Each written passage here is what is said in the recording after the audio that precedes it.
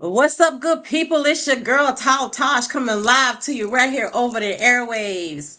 So, Kara, we're gonna wait to see how many viewers we get. At least I like to at least get 3 viewers.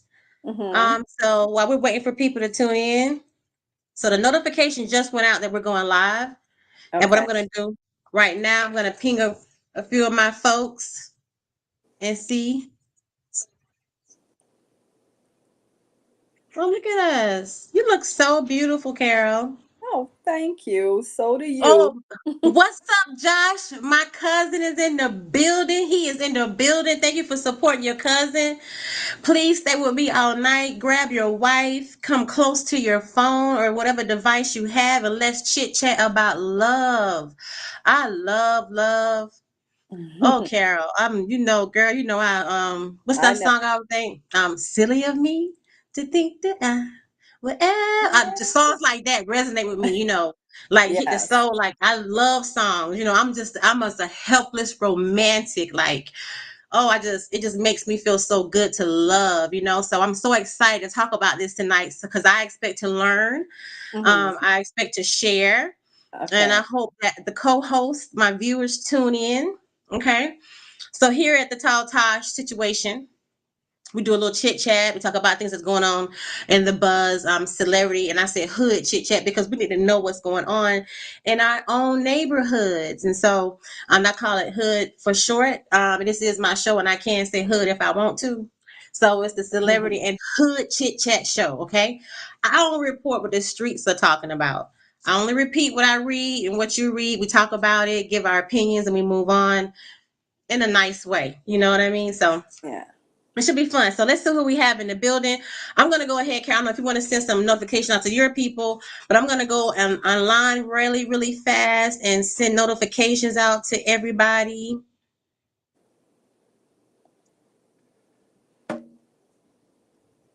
So you had a good day today? I did. I did. Okay, good. Let's see how. Let's see here. Josh, stay with me. Don't go nowhere because I appreciate your support. I thank you so much for tuning in. You could be 1,000 places, but you decided to tune in and support your cousin, and I absolutely appreciate it from the bottom of my heart. Okay, so let me see here. Okay,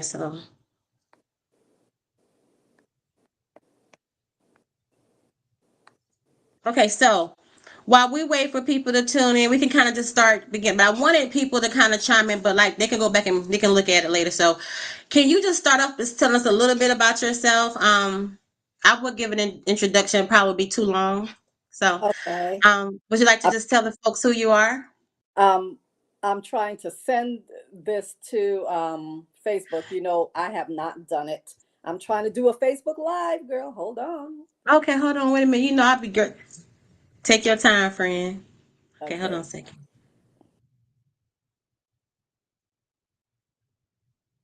Jeez, I'm trying to see how to do this.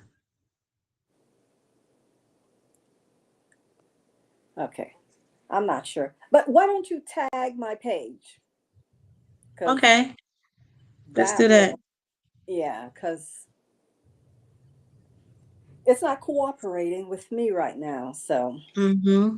but I'm ready to tell people who I am. Okay. I think oh yeah, and then we'll tell each other how we know each other. It's so funny Yeah, because you are. Okay, go ahead. I'm excited. you posted a picture today. Um, uh, this I've posted this picture many times, and you posted it I got it of from your page. oh okay, and somebody said there's someone on Latasha's page that is your twin, and I'm like really, and I'm running to your page to see, and I'm like that's me, that's me back in the They day. didn't. They didn't. They can't believe that was you. You look like Yeah, yourself. well, that's why they said that person was my twin because Oh, okay, yeah. yeah, the person looks so much like me. So, but anyway, my name is Carol Atkins, or some may know me on Facebook, Carol Atkins Sylvester. That was the married last name. I still use it every now and again when it benefits me. Let's put it this way. Yeah, and that's Sylvester, like Sylvester Stallone. That's what I think about every time I hear that. I don't know why. Yes, you always call me. You would always say Carol Atkins, Sylvester Stallone.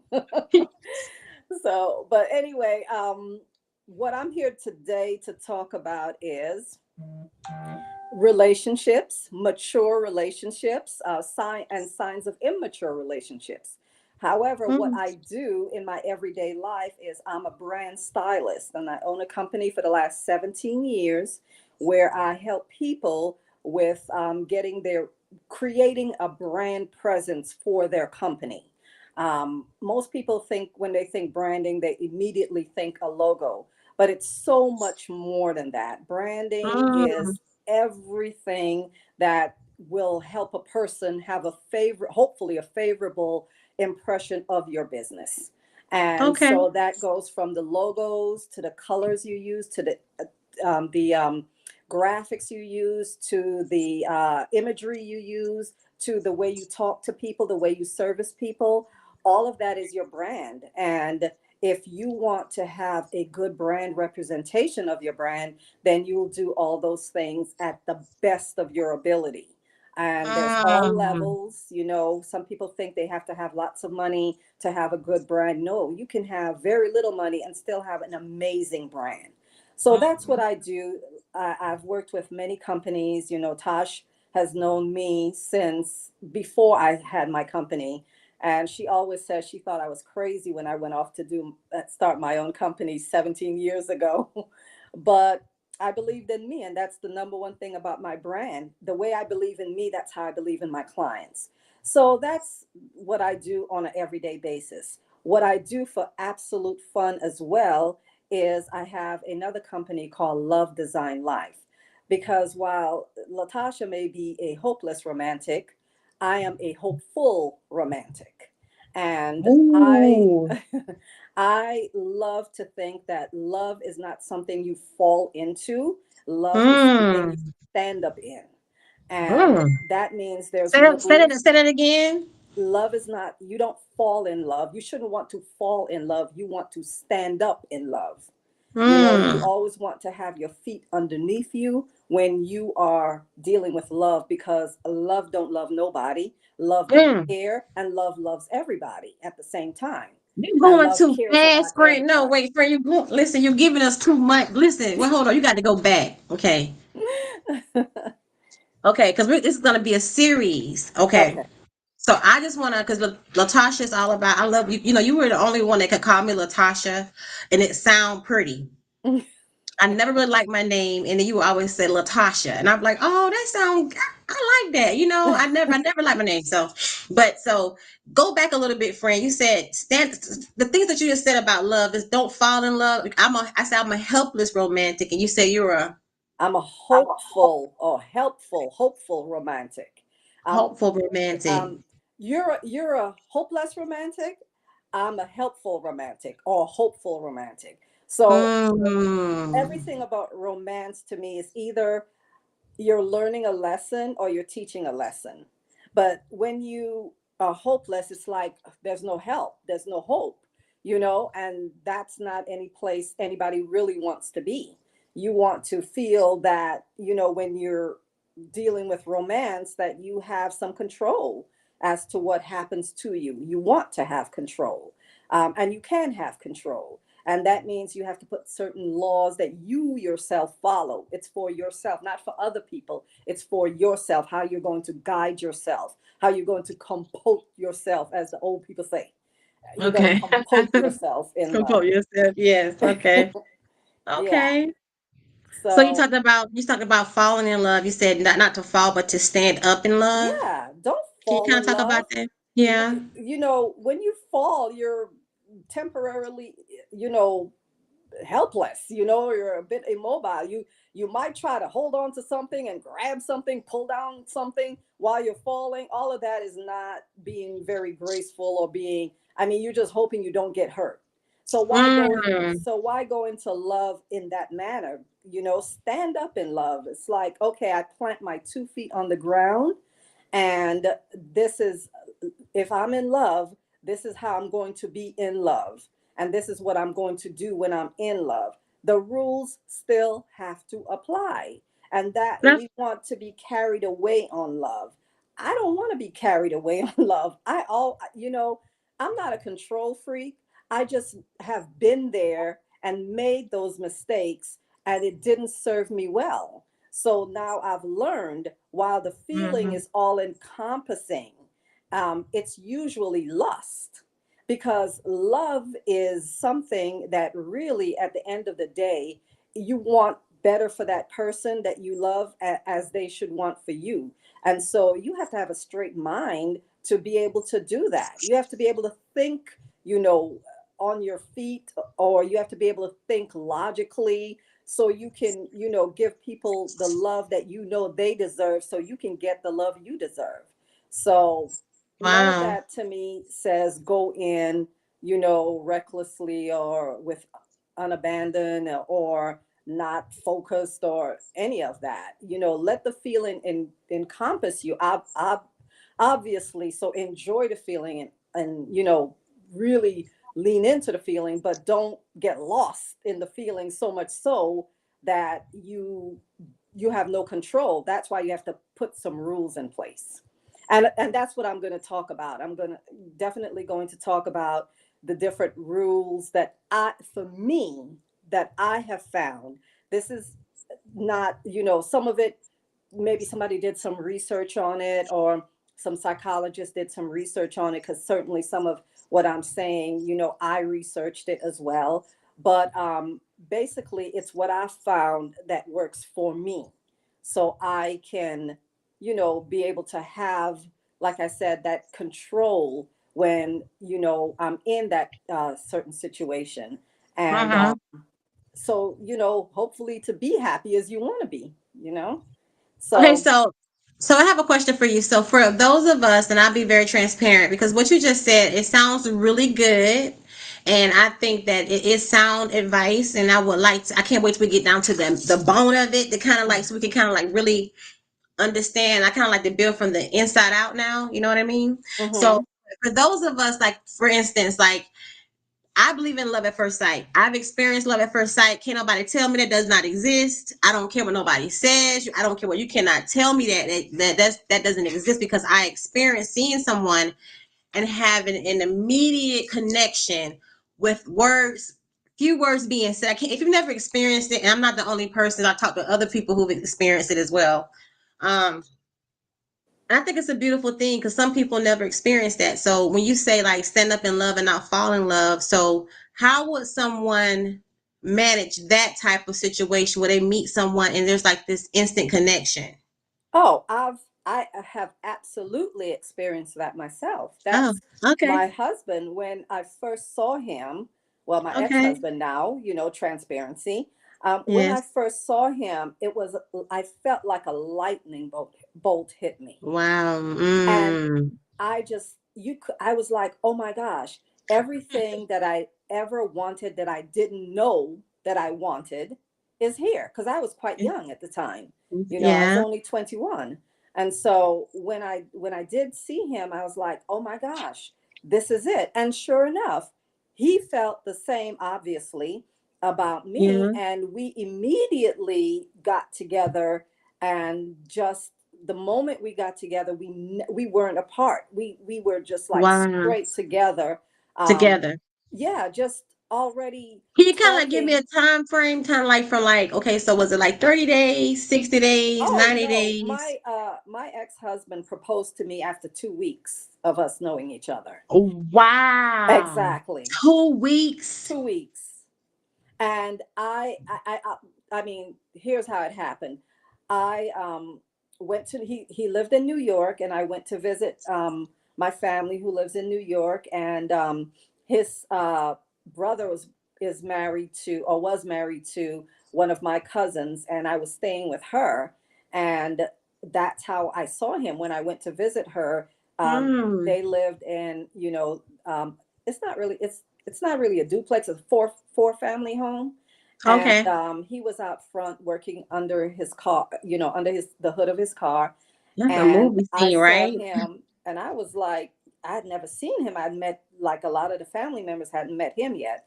And so I asked my cousin, and she's like, oh, I'm not going to say his name, but Correct. Okay. um, Yeah. that's, yeah. And I'm like, oh, okay. And she's like, oh yeah, he's a brother as well. And I was like, oh, I hadn't met him, and he didn't And you really, had never really. seen him before. So when we kind Mhm. of talking, so I'll kind of interject. I'm not cutting you off. It's like I get Sure. it. I just want to kind of like, if I want to kind of like. So you had never seen him before until No. you saw him under the hood that day. Yes, Okay. absolutely. I mean, it was like I had met all the brothers, the sisters, everybody, and he was like Wow. the last person that I had not met. And when I saw him, I just could not stop looking at him. And he could, and Mm. obviously he felt the same way because he immediately, asked my cousin about me. And again, I was 21, and I had like literally no experience in dating because I was like a book nook, free type person, where Mm-hmm. I was in college. I was in soft my sophomore year. That's exactly. And all I was focused on was getting my degree. I wasn't interested, not that I wasn't interested in men or anything like that, but not Yeah. over my degree. I was like later for that. So yeah, when that happened, we went he took me out for ice cream that same day, and then he took me to see like Oh, he took various. you out for ice cream.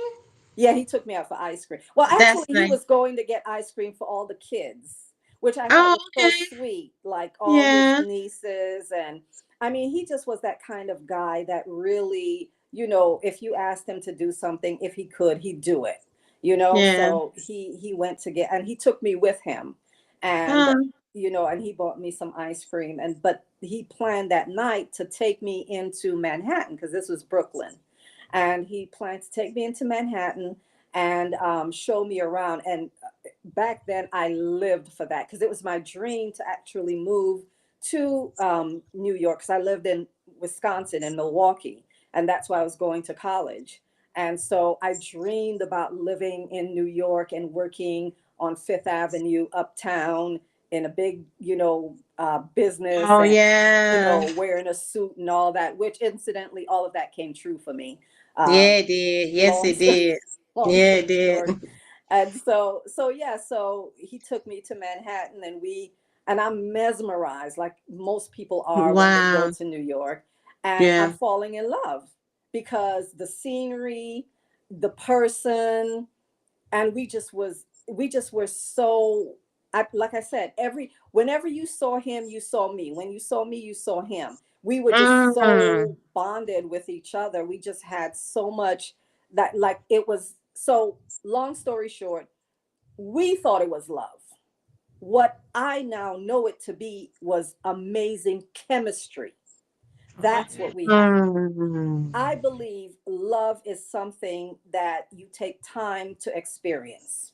Okay? You have to you have to learn about someone to love someone. You can have amazing chemistry followed by lust, and you could even like the person, but till if you're ready to do anything, whatever it took. If that person got sick that next day, you dedicate your life to taking care of them. If that person needed something and it was in your control to give it to them, you would give it to them without a blink of an eye.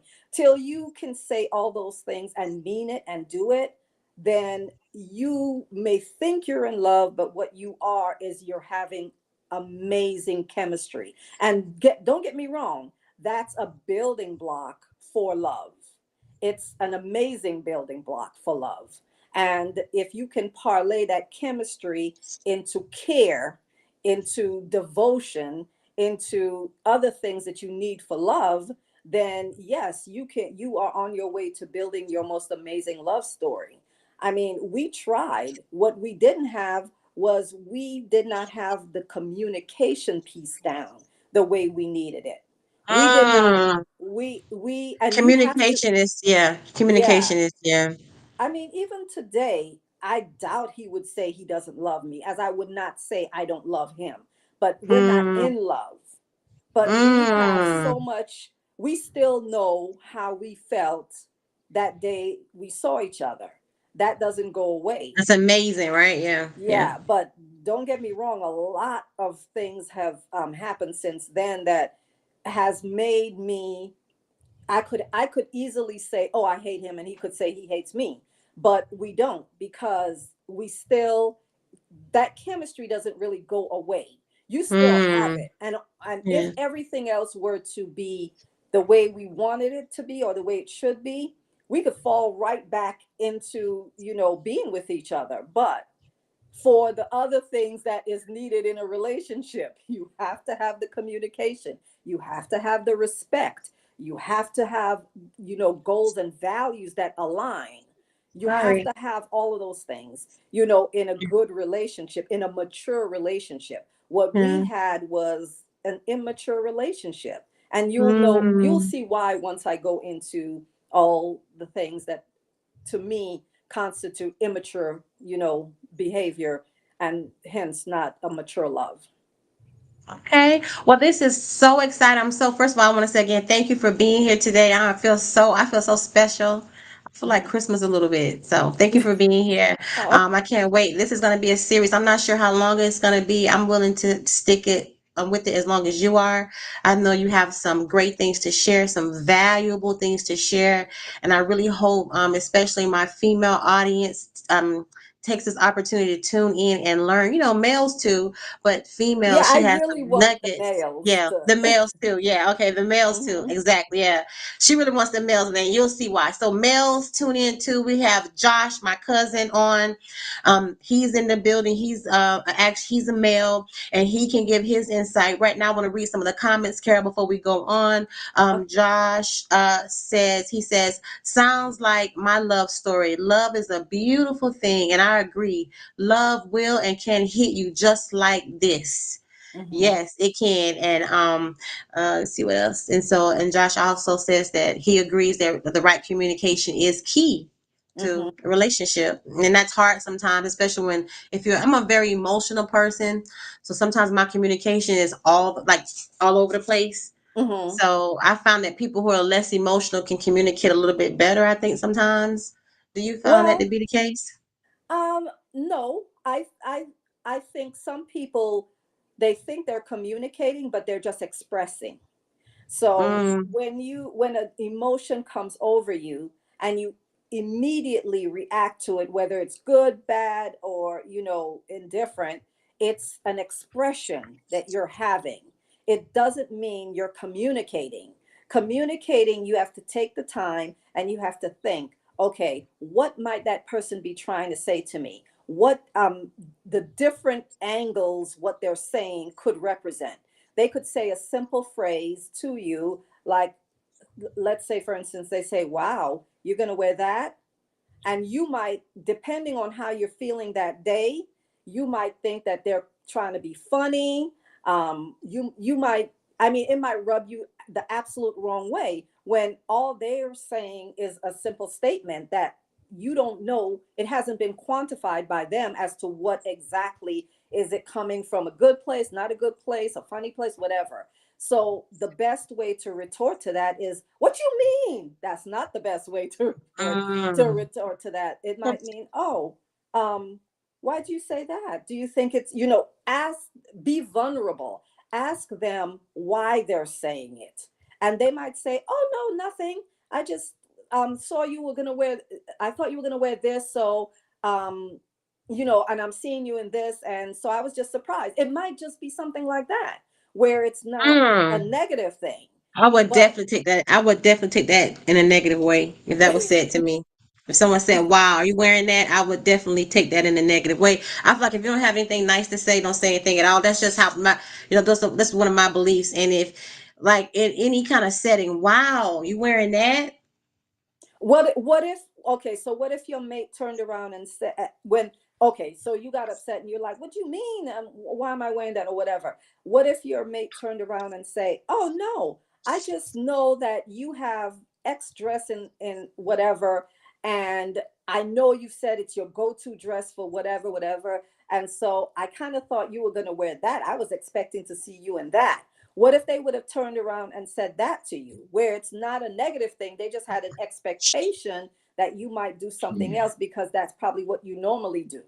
What if Well, it was, I can speak from experience, and I've been in a relationship for a while, and only one time has he said, "You gonna wear that?" And it was like, because he never said that before, right? Mm-hmm. So I thought it, and when I looked at it, I was like, wow, So for him to like, because normally he'll say, you look nice, or don't say nothing at all, or what I mean. He's like, wow, you gonna wear that? I was like, oh, so when I looked in the mirror, I looked at what I had on. I was like, oh, it do look kind of, you know what I'm saying? So I didn't get upset that he, it wasn't flattering. You know what I mean? Mm-hmm. So he recognized that, and I'm glad he said something. But it was definitely a recheck on the situation. It Right. was like, so for me, for someone to say, "Wow, you gonna wear that?" I'm gonna be in immediate defensive mode. So if you're saying, so how could I work on that to not be that way? By just giving yourself the opportunity to ask them why. Because, like I'm saying, it doesn't mean that they're necessarily saying it to be negative. You, till you know, okay, put it this way.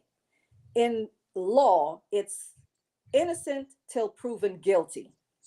So apply that to situations where Mm, you are not really sure what is going on.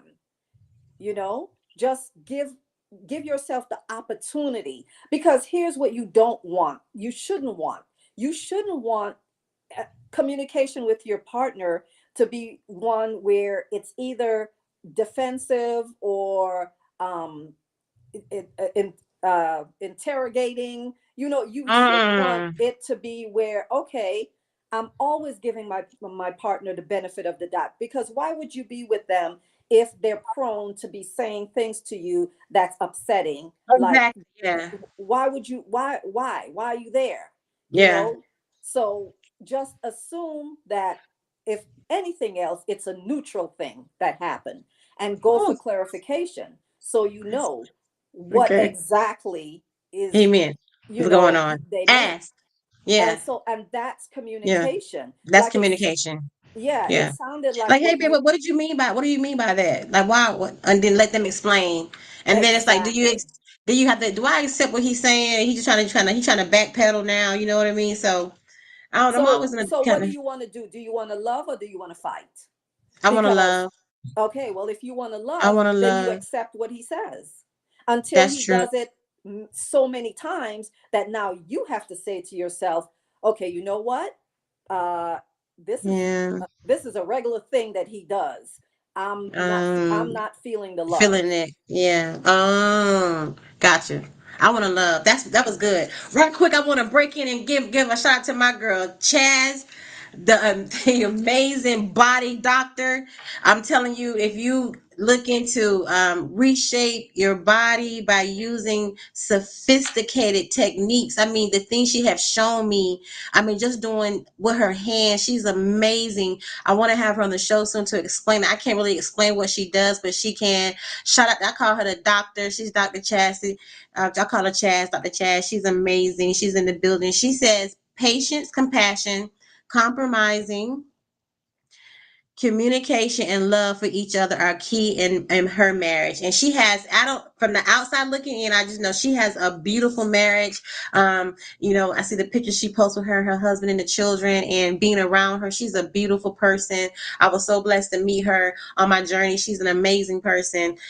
So yeah, so shout out to Chaz. Dr. Chaz is in the building. Natural Okay. body contour. I think that's the right name. Okay, so Carol, listen, we've been talking and talking, and Tall Tosh hasn't done her chit chat yet.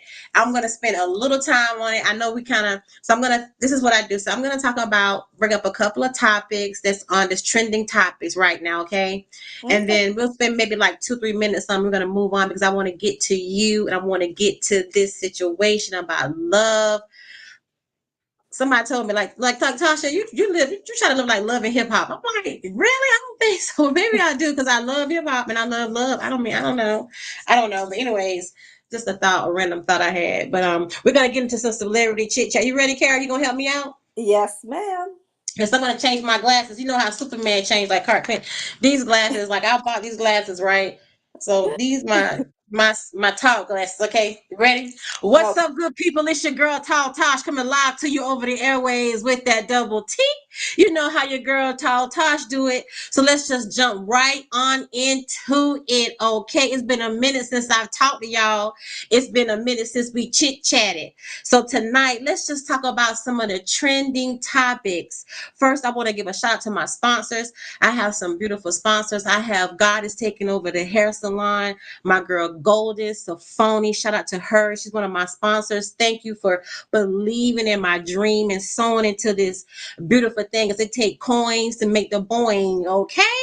Shout out to Wix and Wax Fanatic, one of my other sponsors. Thank you so much for believing in me as well. Shout out to Legalized Notary. She is actually in Georgia in DeKalb County. She's a notary. She's mobile. She'll come to you any type of legal document. She can help you, okay?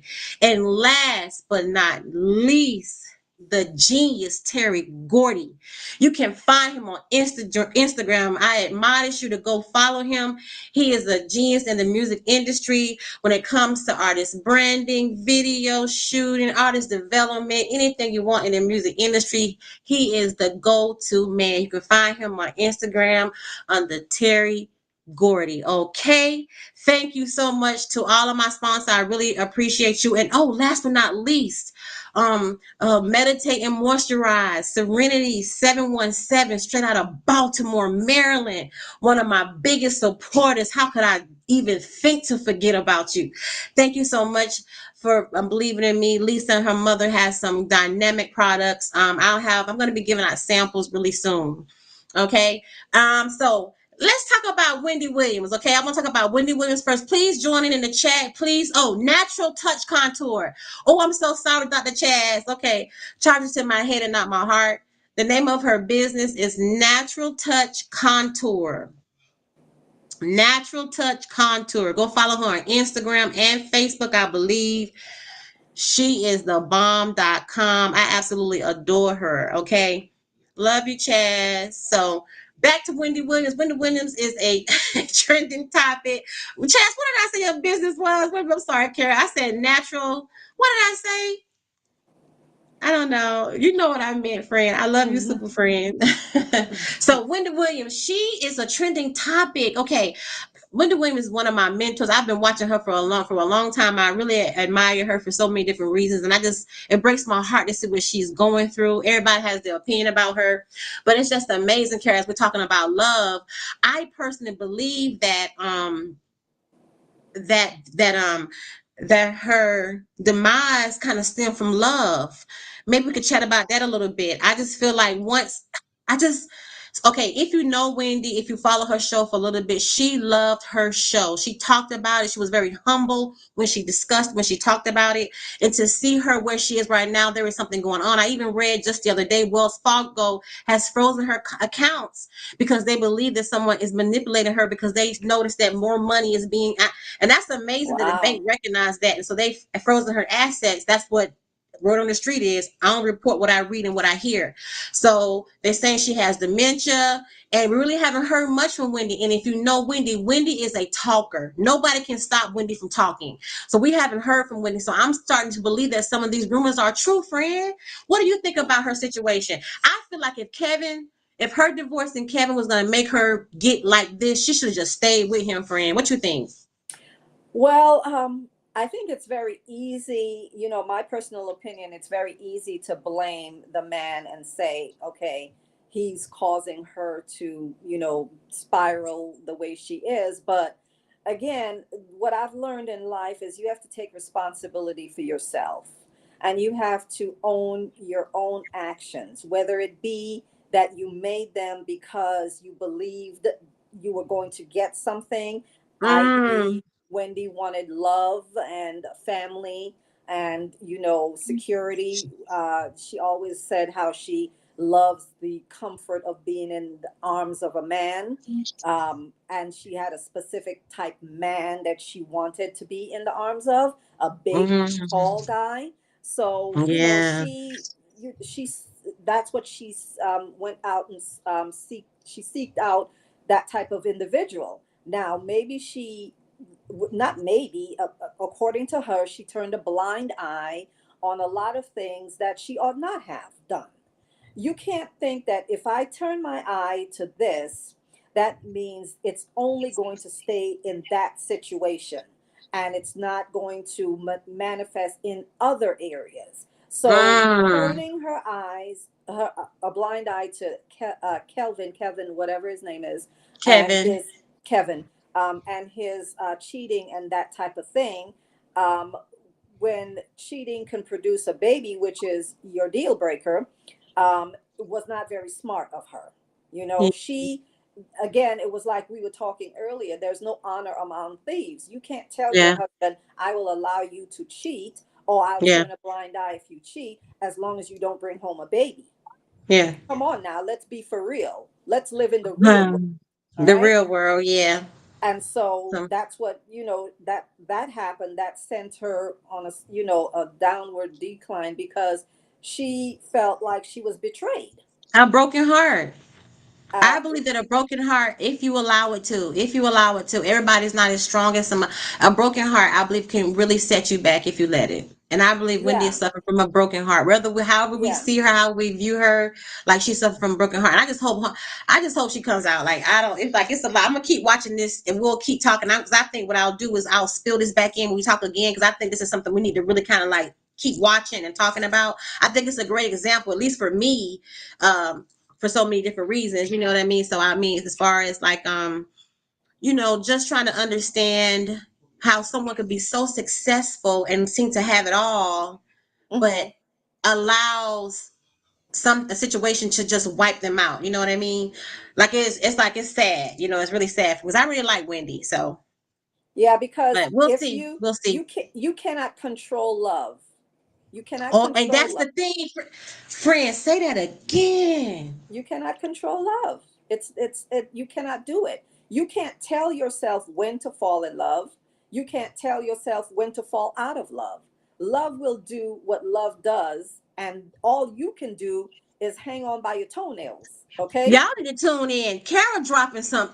You can. Carol just dropped the bomb. You cannot control love. Come on, we just poke. Listen, if you in my comment section, I really appreciate you. Hey, what's up? What's up? You can't see. Oh, she want to see me. My friend want to see me. Okay. What's up, Iris? I got my friend Iris in the building. I really appreciate everybody that's tuning in. Like I bought these glasses, Carol, and they brand new. And look, two stones fell out. Oh no, get your Yeah, money but back. I know. If everything in life was that easy, right? Get your money Right, back. girl, get your money back, girl. Right. Yes.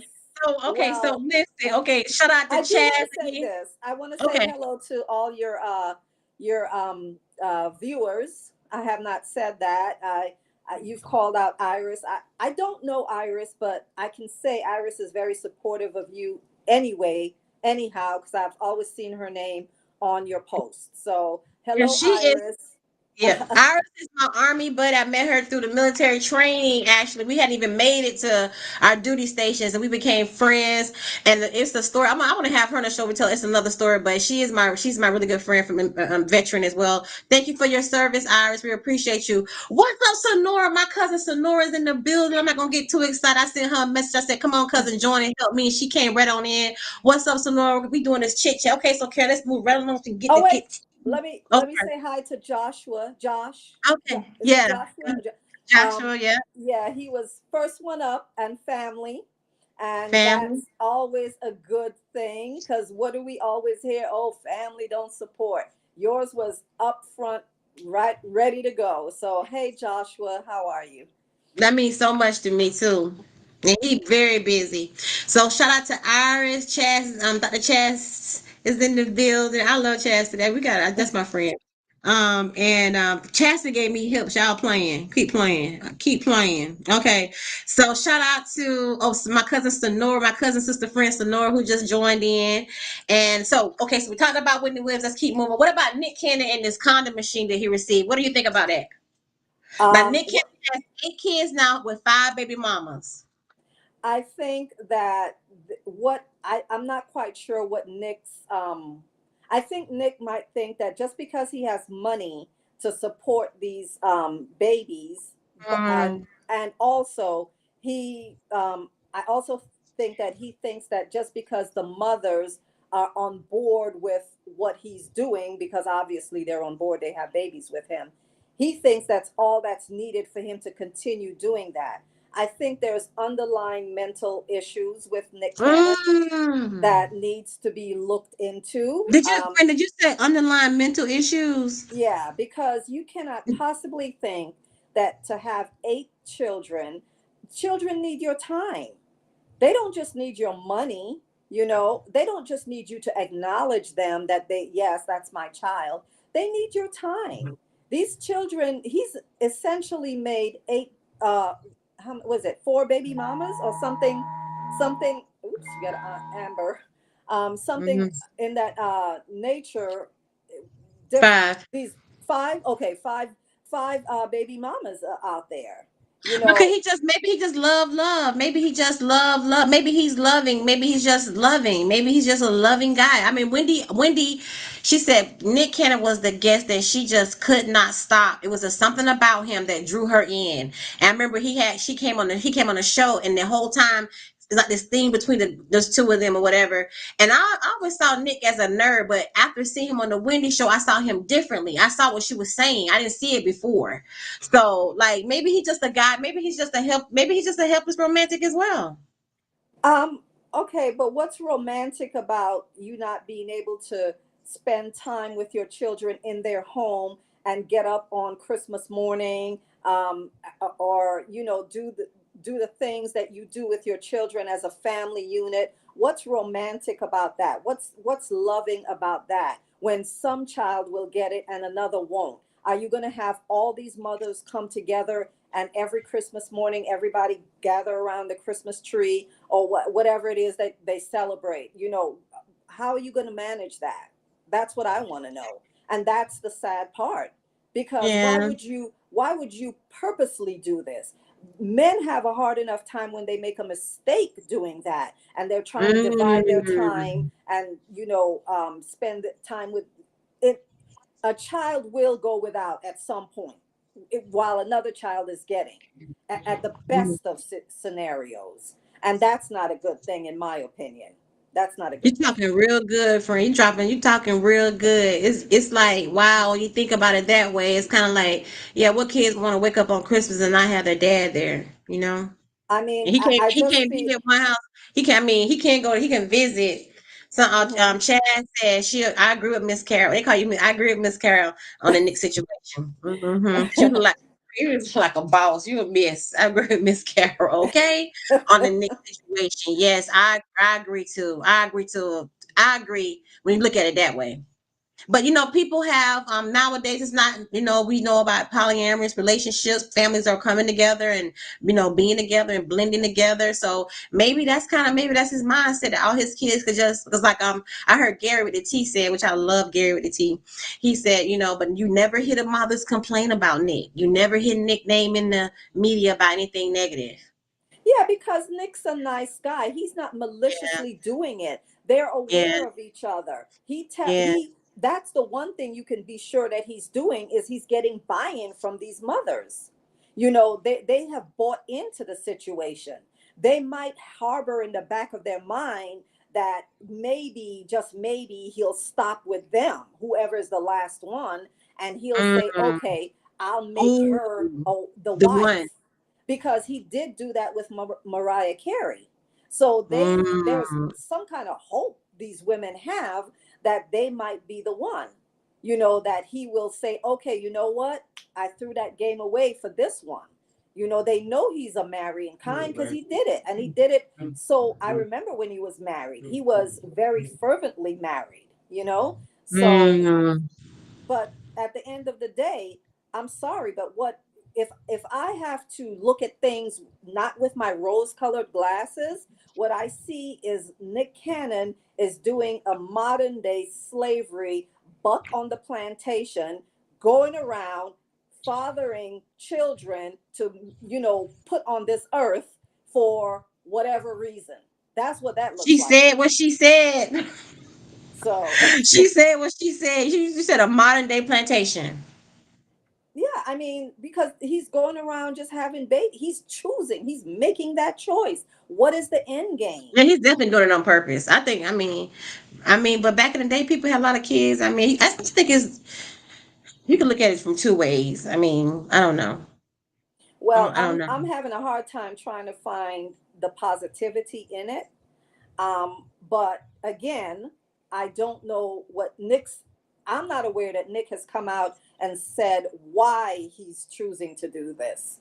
I'm not Yeah. aware. So there might be, he might have a reason, and I'm just not aware of it. But as far as I know, I can see no upside for the children, Yeah. and that is, And I I think mean, what you said about earlier about the each woman probably think I'm gonna be the one. I'm gonna yeah, be the one. Yeah. yeah. Okay, move right along. Breaking news, breaking news. Thank you for your insight, Carol. Please drop your comments in the chat. I am sharing. We got people that are buzzing. I'm so happy that you guys are here. Oh, somebody put a note in here. So Dr. Chad says they don't complain because he is financially supportive. That's Yeah, probably big too. Yeah, exactly. you said that. Yeah, yeah. As So long as they get the money. But at the end of the day, children need more than money. If you ask a child, that child won't care about money if they don't see their dad when other kids are having, show and tell at bring yeah, your parent into school or whatever it is, where you have your parent come, and they're not having that parent. That's the issue. That's what that child remembers growing up. So, but anyway, I mean, I'm not sure how much longer we have, but I have not even touched on any but of. we okay. We okay. We're not Okay. even tonight. We're not in a rush. I know. Are you in a rush? I mean, at least like another 20 minutes. Are you got 20 minutes? 30 minutes? But I need more than 20 minutes. Okay, take your time. This is no rush. This is no Okay. rush. Take your time. Okay, because like they can always go back and look at it. Like we said earlier, they can always go back and look at it. Okay, so breaking news. I just heard that Kodak Black was shot. I'm not sure where it was at. I heard he was shot. Not sure how he was doing, but he was shot along with three other people. Kodak Black, and he's being transported to the hospital. So I'm not sure. Hopefully, we have an update on that. I also wanted to touch a base. It was we talked about Wendy Williams, Nick Cannon, and it was what was the other one, Carol? Oh my gosh.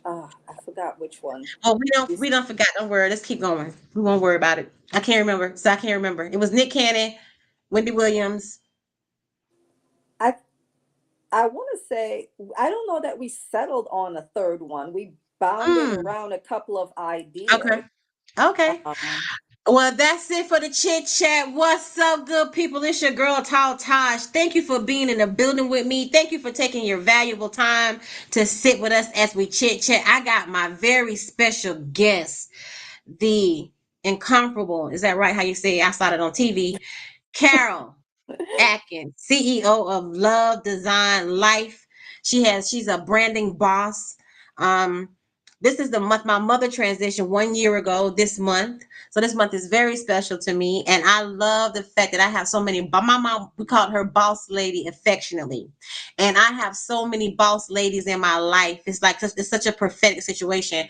And you are a boss lady in my eyes. I'm talking about we're not even gonna talk about. I'm gonna let her introduce herself. But when she went off on her own to start her business, I thought she was crazy. I did not believe. I'm just gonna be transparent. I didn't believe, and I always tell her that.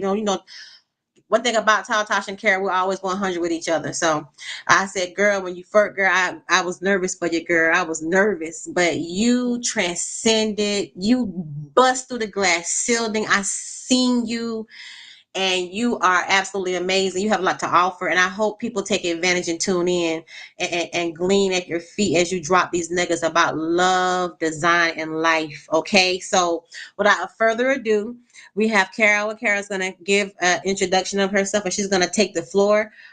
And if as you need me to interject, but I think you have some questions, or and if you guys have questions, please, please, please, please, please, please participate. Carol has answer for every question. I can promise you that.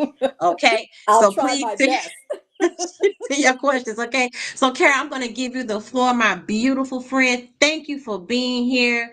Thank you. It's not even enough money I could pay you for your presence.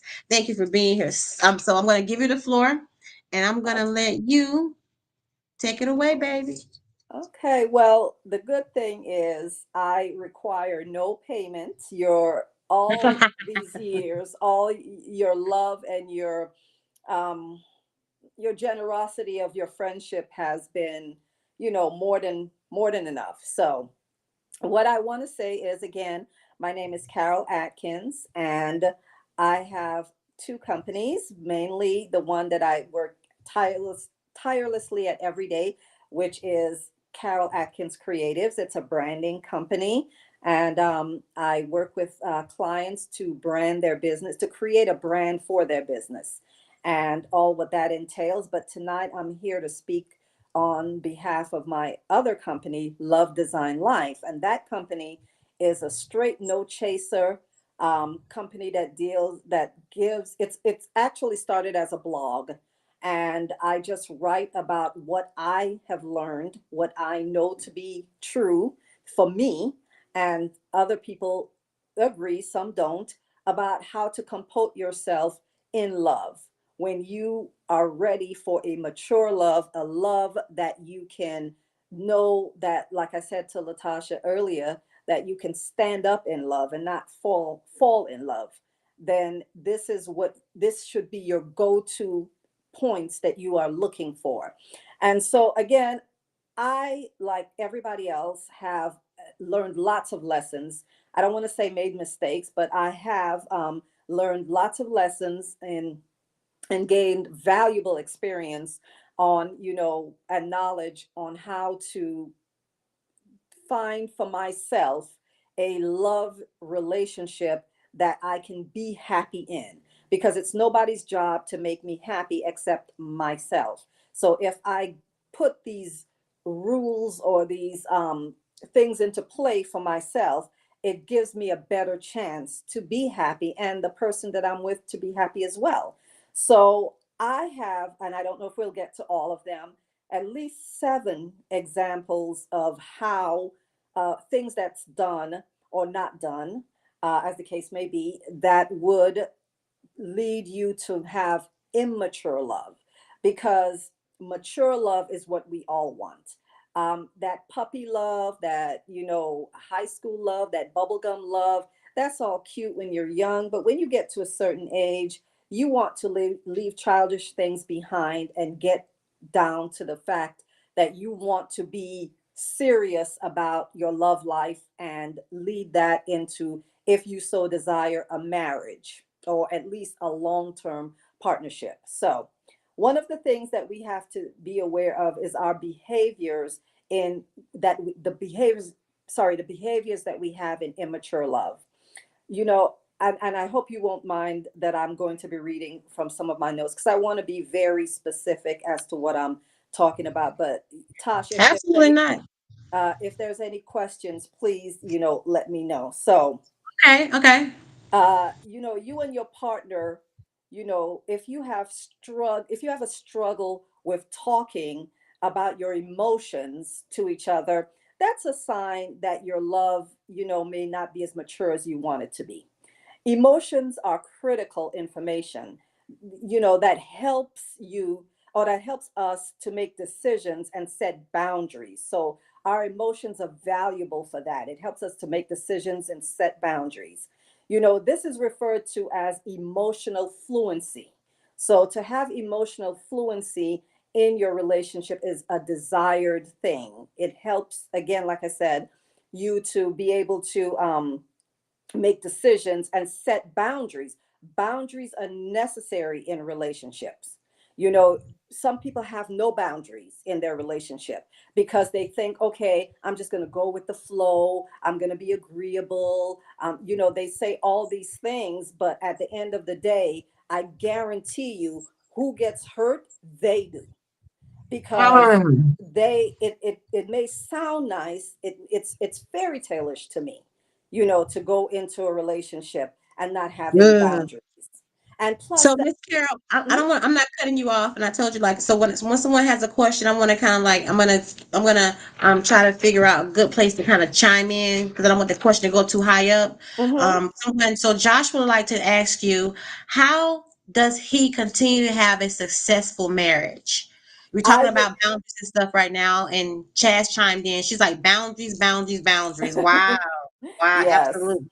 Okay. Well, okay. So I don't know Josh's situation with his marriage. So for me to be a responsible person here, what I would say is I would ask Josh, how long has he been married, and what has he been doing thus far that he has seen makes his marriage flourish? Okay. Ah, So what things has he done, and he's seen a favorable output from that for his marriage? That's where I would start. And he can answer, and I'll come back to him. So I need that much, for me to say anything to him without asking him some questions is totally irresponsible, and I will not do that. He okay. deserves to have, information that is true to what, I know to be a fact for myself, and hopefully it'll work for him. And I So guess I would want to say maybe boundaries would be a starting point. To have a successful marriage is you need to have some boundaries, right? well, yeah, we all need Yeah. boundaries, because as much as we'd like to believe that we'd be very lenient if somebody did something that we didn't like, the fact of the matter is, just like a child, when a child is growing up, if you don't give a child their boundaries, they run amok, and then they grow up to be, little awful people. And you have nothing, nobody else but yourself to blame with that, because when they were young and they didn't know any better, you didn't teach them any better. You didn't give them the boundaries so they can say, okay, this, I shouldn't do this, or I should do this. They have no knowledge. So your marriage is that child. And so Oh, yeah. if you want your marriage to be successful, you have to introduce the boundaries that protects your mate and yourself. Wow. Yeah. Because so if your mate did not have any skills in marriage, now what you've done by putting boundaries is you've given them the opportunity to see what it looks like when somebody says, this is, what I expect, and if you don't do this, then you're being disrespectful in the marriage, and that's, or you're being, you're not communicating, or whatever the case may be. So Okay. setting your boundaries doesn't mean, it's not a negative thing by no means. It's positive Positive all the 100%. way. It's Yes. self care. It's really self care. We have a great comment in here in the building. We have Iris all the way from North Carolina. She says to have a successful marriage for her is definitely loyalty, love, and communication. I can vouch. My friend's been married for over 20 years to the same man. And so when she says that, I believe it. She says to have a successful marriage for her is definitely loyalty, love, and communication. It is Valentine's Day weekend, and that is absolutely beautiful to me, Iris. Thank you for sharing that. We have my girl Chaz in the building. Chaz also commented. She says, setting boundaries creates respect for one another. Wow. Absolutely. Wow. Yeah. Absolutely. Yes, it does. Yeah. Absolutely. So, Wow. all So, right. okay. Okay. Next. What's the next one? Yeah, so as everybody has been chiming in, the last comment I had on that was, when you have boundaries, and you have sorry, when you have set boundaries so you can make good decisions and whatnot, this has definitely been linked to long-term successful relationships. So, second, you or your partner struggle with vulnerability. That's Mm. something, especially in the Black community. Let's take the Black woman. What has she been told over and over again? You got to be strong. Or if you are strong, oh, you're such a strong woman. Strong, strong, strong, strong, strong. We are looked at as the epitome of strength more times than not. But sometimes you need to be vulnerable. In the situation with your partner, vulnerability is what promotes intimacy. If you have vulnerability, you can achieve deeper intimacy. So, um, your feelings are extremely guarded. Okay, if in your relationship you guard your feelings, you're afraid to share your feelings for fear that they won't understand you, that they'll or they won't worse yet, they won't accept it. So you guard them. You play it cool. You act like you're not hurt when something is said to you by, let's say, um your spouse gets, you text your spouse and it's ignored. You act like, oh, Mm. no big deal, no big deal. Or your spouse forgets a special occasion, then you're like, no big deal, but in the meantime it is a big deal, but you want to keep the Carol, peace.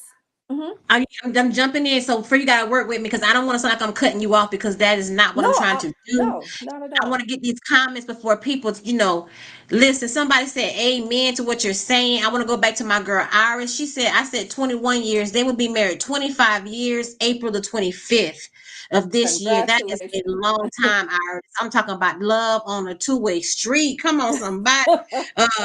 We got my girl Kateria. What's up, Kateria? In the building. Harry J. Rich. I'm not sure. Is that one of your friends? Harry J. Rich says, this is No. powerful. Love to see it, building love. Black love for the win. Come on, Harry J. We appreciate you so much for chiming in. Oh my goodness. We got my friend, my supporter, my ace boom coon Pam in the building. What's up, Tall Tosh? What's up, Pam? In the building. So, Carol, we got people chiming in again. We have Kateria. So she's just, when I see her, I don't know. She just do something to my spirit. I just want to I don't know. You ever just see somebody, your spirit just calm down. Kateria is a beautiful person. She's so supportive of her friend Rhea as she built her brand. So, okay, Carol, so we're going to keep going. Okay. We're going to keep talking about love. So, okay, so you left off with Vulnerability. vulnerability. So, So, wait a minute, can I ask you a question now? mhm, I don't understand how you can have love and not be vulnerable. Like, every time that I've been experienced love, that's probably what really took me in was the vulnerability on both parts. You mhm. share things, you open up. Like you ever been with dating someone and then one day they share something with you, like you be like, wow, if you never told me that, I would have never known that. So, and that kind of for me makes like her like remember like I hate to use the term since you corrected me, falling in love. When I Mhm. think about that made me kind of like wow, like that happened to you, So how can Mhm. you love and not be vulnerable? I don't understand. Well, that just goes to show, like I was saying earlier, lots of people think they're in love, but they're not in love, because there's so many stages of how you have to get to know a person before you can truly claim that to be love. If you can't be vulnerable, no, you're in a stage of falling in love, maybe, but to actually say this is love, this is mature love, and not just, some infatuation that's on level 10, or Yeah. or lusting after each other, which people, you can be in lust for as long as 3 years. People Oh, think that, geez. yeah, people think that, oh, after a certain amount of time, whatever that is, maybe a few months, lust goes away, and if you're still feeling that person, then you're in love. Not necessarily. Let's Yeah. go back to that chemistry that I talked about. You can have Yes. chemistry forever, you know you Forever, ever. forever, ever, Forever, ever. ever. So like okay, the new word is like sneaky link. Or like, you may have that one person you always go back to every 3, 4, 5 years. That's chemistry. Yeah, there's a chemistry there that's undeniable, but that doesn't mean that's love, and we confuse Mm. that and think that that's love. We have to really understand what love is. Every adult needs to take the time and really either talk to an older person or a person who's been married for many years, like Iris being married 25 years.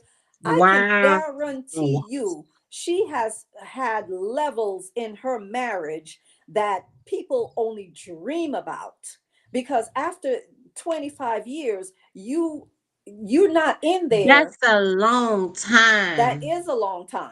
That's a That is a beautiful long thing. time It's absolutely you beautiful. And know they're young. They're still young. So that they've been in together like in their early 20s. You know what I mean? So Mhm. to be together that long, it's an absolutely beautiful thing. And like, wow, Yeah, 25 my years with the parents same. were, before my mom passed, 7 years ago. My parents were married 68 years. And Wow. I have seen levels of love through them that, no, I may not have been fortunate to have had that many years. I Yeah. made it, to year 12, But That's a long time. I learned a lot. I'm an observer of love. That's why my company is called Love Designs Life, because for me, love in ways that people don't consider it love, like what I'm doing right now, I do it for love. I Oh don't do it for yeah, fame. I don't do it for yeah, fortune. All my yeah, businesses, I do it for love, love of one thing or another. Love has yeah. levels to it. Love, So, Carol, let me ask you a question. So, after 12 years, and this is a question for myself, how do you how do you manage the emotion behind 12 years? Like, I can't even manage the emotion behind 2 months, three. Like, how do you manage something coming to an end after 12 years? Uh, it's difficult. is it You do, stages? You would say it's stages yes, or it's one okay. day at a time. It's one, and what you realize is you don't ever lose the love for the person. You just make a sensible decision that if you stay together, the other elements will cause more hurt than anything else. Like I said, I Mm, still love him in that I want nothing bad to happen to him. If I can do something for him, I will do it, no matter what we've been through. And we've had ups and downs. Fortunately, yeah. we were that couple when we went to get divorced. We were both sitting on the same side of Wow. the courtroom.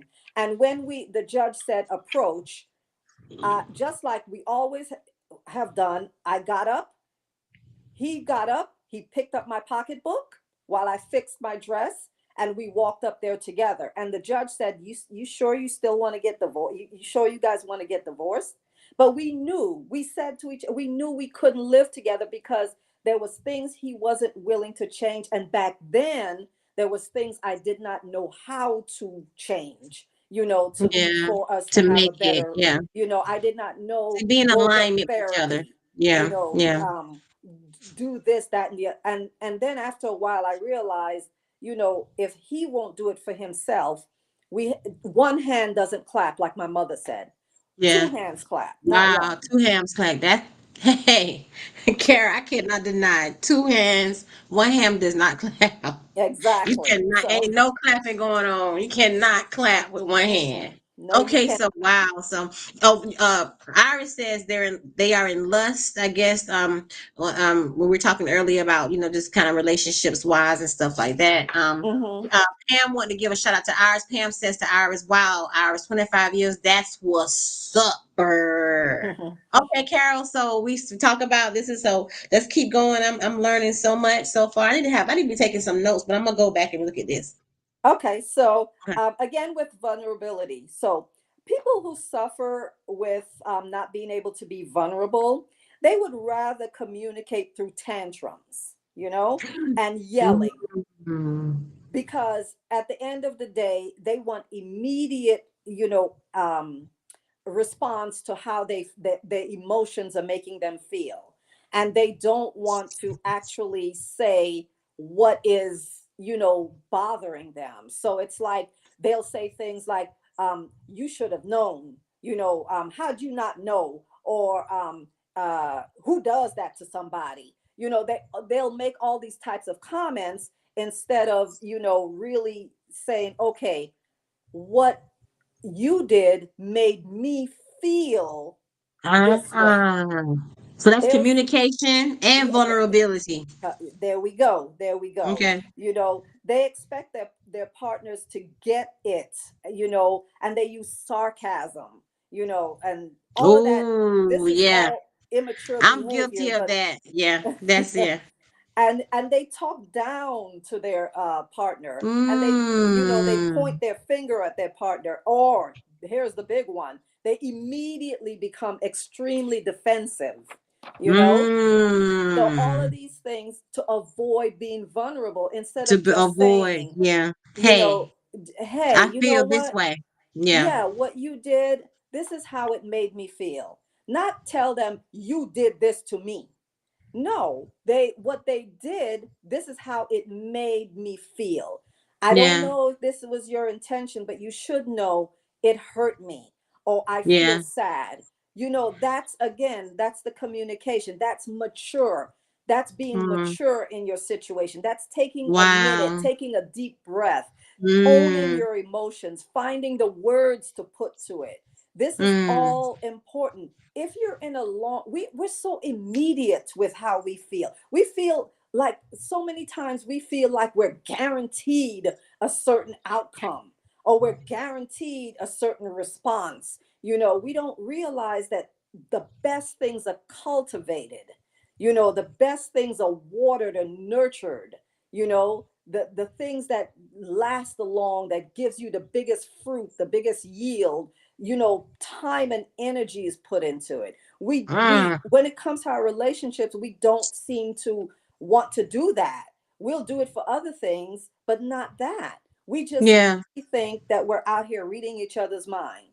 So again, back to this is all called doing, being able to take the time and say these things. That's emotional fluency. So if you guys have not heard about that, you want to look it up and read some more about that. That's the term, so you can check on that. So the other thing is, one of the things I've learned when dealing with conflict is to start with how I feel. I will start with, this makes me feel, instead of you shouldn't do this or you shouldn't do that. Mm. This allows me to be vulnerable and helps me to get to the core of the matter, because that's Yeah. what you want to do. You want to get to the core of the matter. Everything else is not, till you get to the core, it'll revisit, it'll come back up. So you got to get to the core. So people respond very poorly when they feel they are being blamed. So if you're in a situation where something went wrong, and your immediate thing is to blame the person, and they immediately rise up on you, that's why, because people don't like to be blamed. People want to know that, yes, somebody, my mate, my partner is listening to me, and so I can now be vulnerable with them. And so Yeah. that, to me, that's what I've learned. Okay. Okay. So number two, your partner pulls away during times of stress. Now, you are fortunate that you have a partner that leaned into you when you were in your stressful times.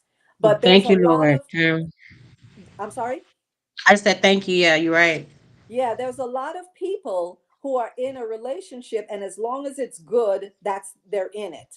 As soon as stress or stressful times or stuff like that pops up, they're out, because Mm. they were never there. They were there for the good times, the easy times. Oh, They were yeah. they were advantageous. They were Uh, taking.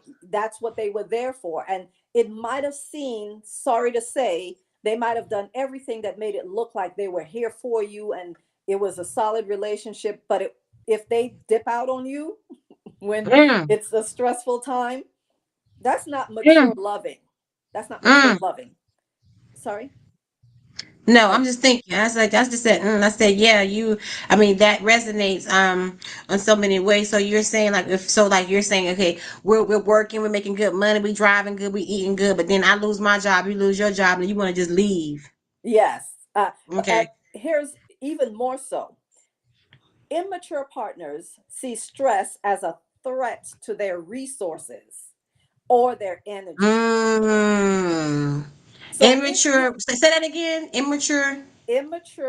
an immature partner Uh sees stress as a threat to their resources or their huh. energy.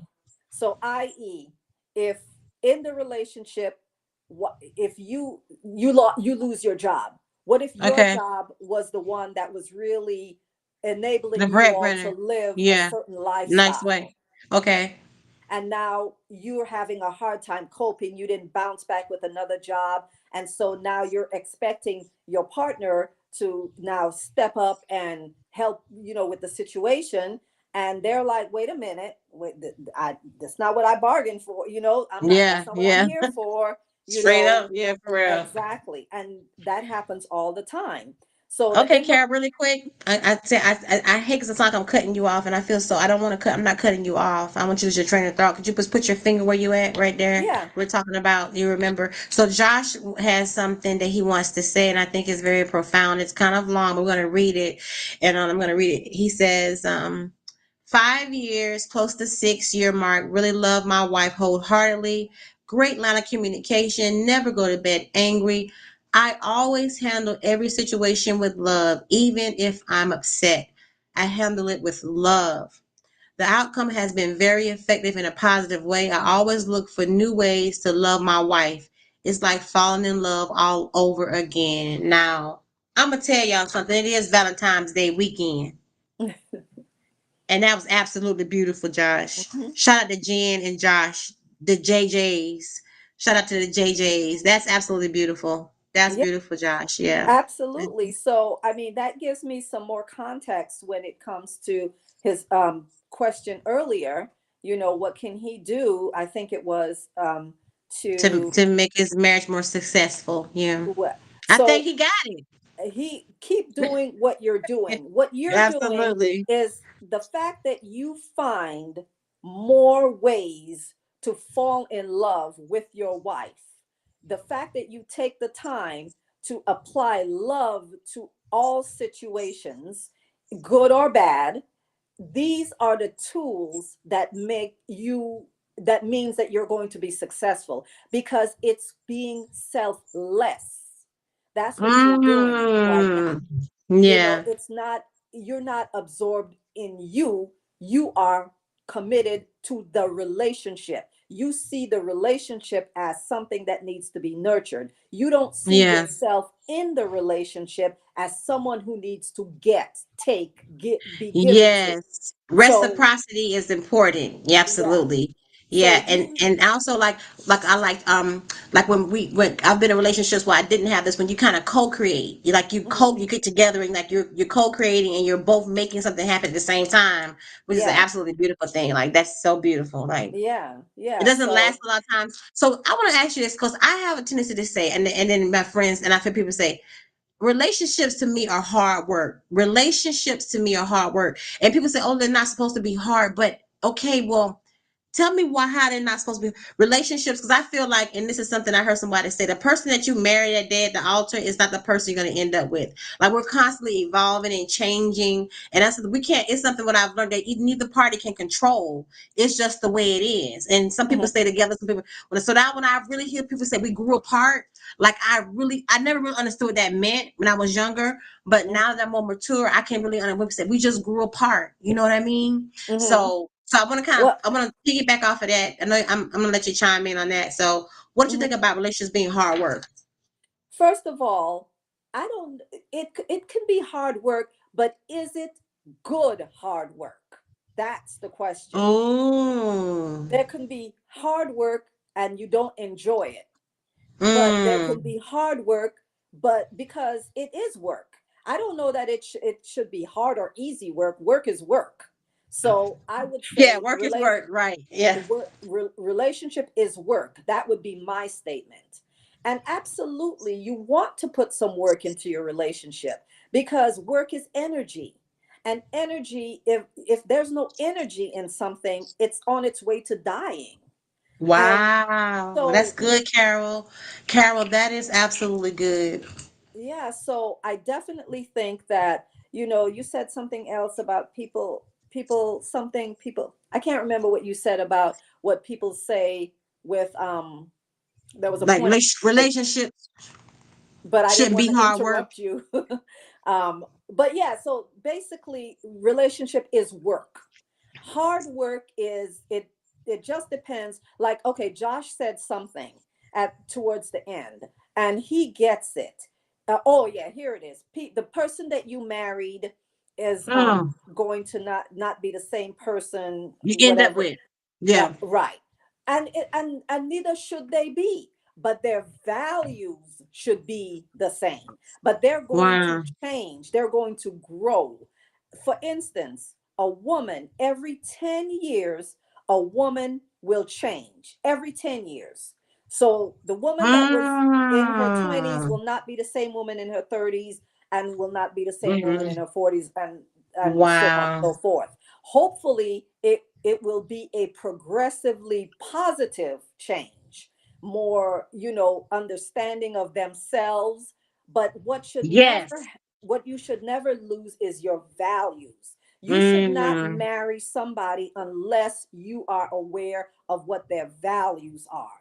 If my Wow. values say that I will never curse at my partner, no Mm. matter what is going on, that's my value. That's your That's values. that's my value. But for me to say, oh, if my partner and I have a disagreement, I'll never get angry. That's not a value. A It's value, impossible. Yeah. exactly. So if you all have the same that's why you want to make sure you have the same values. That's why Mm. before you get together, you talk about important things, how people see, the world and what they think. These should be Whew. discussed. So Friend, that, that sounds yes. so. Sometimes the muscles be blinding you, friend. But you right, friend. We got. I can take a little note card with me, and every time the muscles come, values, values for real. Values are Okay, critical. Values are okay, so critical. really quick, Kara, I want to get this. We have, so I want to say, ladies, how you doing? Men, are you okay? We have a man in the building. We have Harry. Let me see, Harry J. Rich. He's been watching for a total of 20 minutes. Thank you, Harry J. Rich. We really appreciate you from the bottom of our heart. This is what he says, friend. He says, "Great show, ladies." Emoji with the praying hands, emoji with the heart, and then the fire emoji. He says, "Hey, this is a question from most men. Being raised in a household as a young man, we were told boys don't cry. Man up, never show emotion. Is this why we lack sensitivity and emotional support when it comes to our women in adult life?" Now, Harry J. Rich, Yeah. Carol, I want you, Harry, what a great, Yeah. we can stop, really stop right. Carol, take it Yes. away. Well, yes. In a nutshell, yes, it is.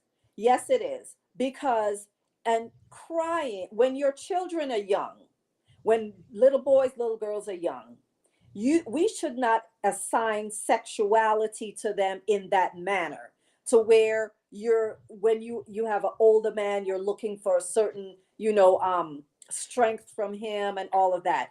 Let the children be children. Let them express their emotions in whichever way they need to. So one, emotions can be expressed, and emotions that are not expressed when you're a child comes out in a violent way as an adult. And Mm. when I say violent, I don't mean they're out there killing and all. No, I just No, mean I I understand just exactly what you mean. exactly. So yes, when we tell our young boys, man up, don't cry, what the heck does a man have to do with a boy? When does he get to be a boy? So when we ladies who have sons who are saying that to their boys, because women say it to the boys as well, Yeah. don't be a Yeah. sissy, man up. When you do that to that young boy, and now he's a grown man, and now you're looking for him to lead as a man in your household, and he runs away because he's not going to cry in front of you, and he's finding it difficult to cope with his situations, so he abandons the household and you and everything. Where do you think that came from? That came from as a child not knowing that if I need to cry to get through to the next side of this situation, and now, because crying is a release. It's a release, not just for women, for men as well. It's a And release. what's And so amazing sometimes, about what you saying? I was raised in a household. My brother was told all that all the time. Man up, man up. And so yeah, I I heard mean, too. So it's been like 10 years. I've heard that that's not the way to go. But when I think yeah, about that and to hear that all the time, like because I remember hearing, and I was a female, but I remember hearing my dad telling my man up. We don't do that. No, yeah, you know. What I mean? So it's unbelievable that's something that's not, because when you grow up that way, you yeah. think how it is. But like I said, it's a lot of things when I got out from under my mother's roof and I got into the world, I began to understand that some things, like a lot of things, are not normal and it's not how it is. You know what I mean? Yeah, So I mean, this makes the playground ripe for toxic masculinity.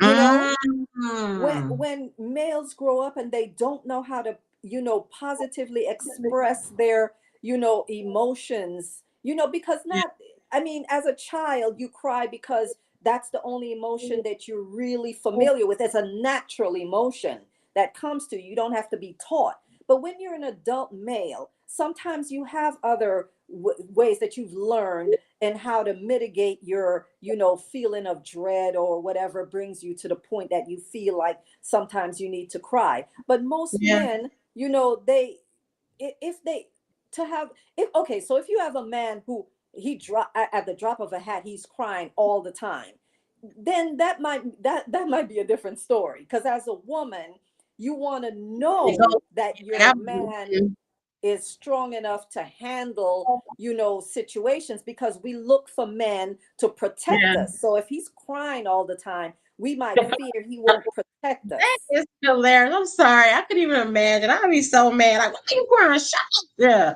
Wow. Oh, No, we, well, that leads me to women who are jacked up on their testosterone. You know, that's another place to look at. Where's your femininity? Where's the yin to the yang? We have roles we have to play in life, and we might want to abandon it. Like a lot of that's a whole different story, though, and a whole yeah. different show. Yeah, But because I'm looking like let me sit on the stool with my hat on with that one, with the dunce hat. Okay, so let's thank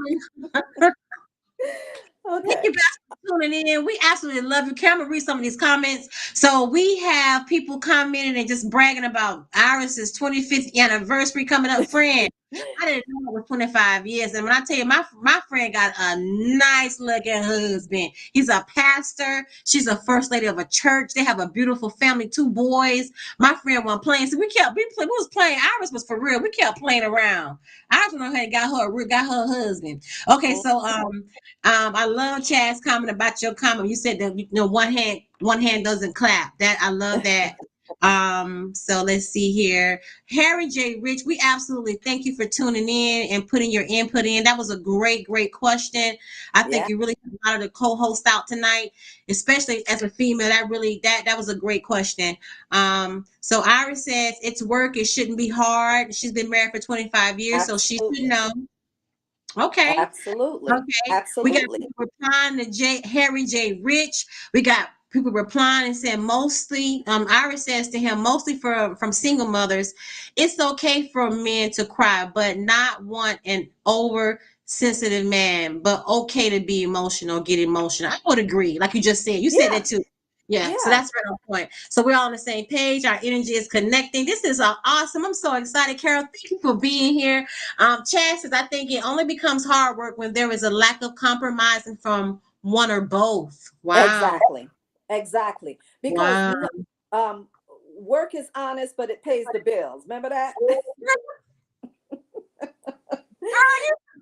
that's why I So, love you never see some amazement. Work is honest, but it pays the bills. exactly. Yeah, So for that's real. the thing. If you put good work into your relationship, the bills that's paid is a better relationship, a happier two people who are happy, a marriage that's going 25 years strong. Come on, man. All those good things. You That's a know. good 25 years married, 25 years being married to the same person. That's That's it. My absolutely son's 20 amazing. will be 25 this year. So Well, I we got, yeah, literally know when you got married. yeah. So we So, got my girl Rhea checking in. Carol, please, I'm not cutting you off. So we got to work with me. I mean, I just want to massage the folks that's checking in. oh Thank yeah. you, Rhea Clark, for checking in. We absolutely appreciate. She just had an event today. I know she had a very long day, so I'm so glad my girl Rhea checked in. I really appreciate her. Her and our co-creators. She's doing big things in the community here in Sanford, Florida, and I just really admire her. And I am watching you, Rhea, and I know you're going big places. And girl, I'm trying to be right there with you. Okay, so Kara, move right along. Let's keep it going. We got people comment and chat. Please, y'all send y'all questions over if you have questions about. I love you too, Rhea. Oh my goodness, she had an event today. I would have been there today, but I'm out of pocket today, but I would have been there. I will be there in March, Rhea, for sure. Send your questions in. Please, Carol's here to answer questions. She's going down her list, her notes. So I don't know when she's coming to an end, because when she at the end, it's the end, baby. She got places to be and things to do and people to see. It is Saturday night, okay? All right. So Carol, keep moving right along, and let's talk Okay. about.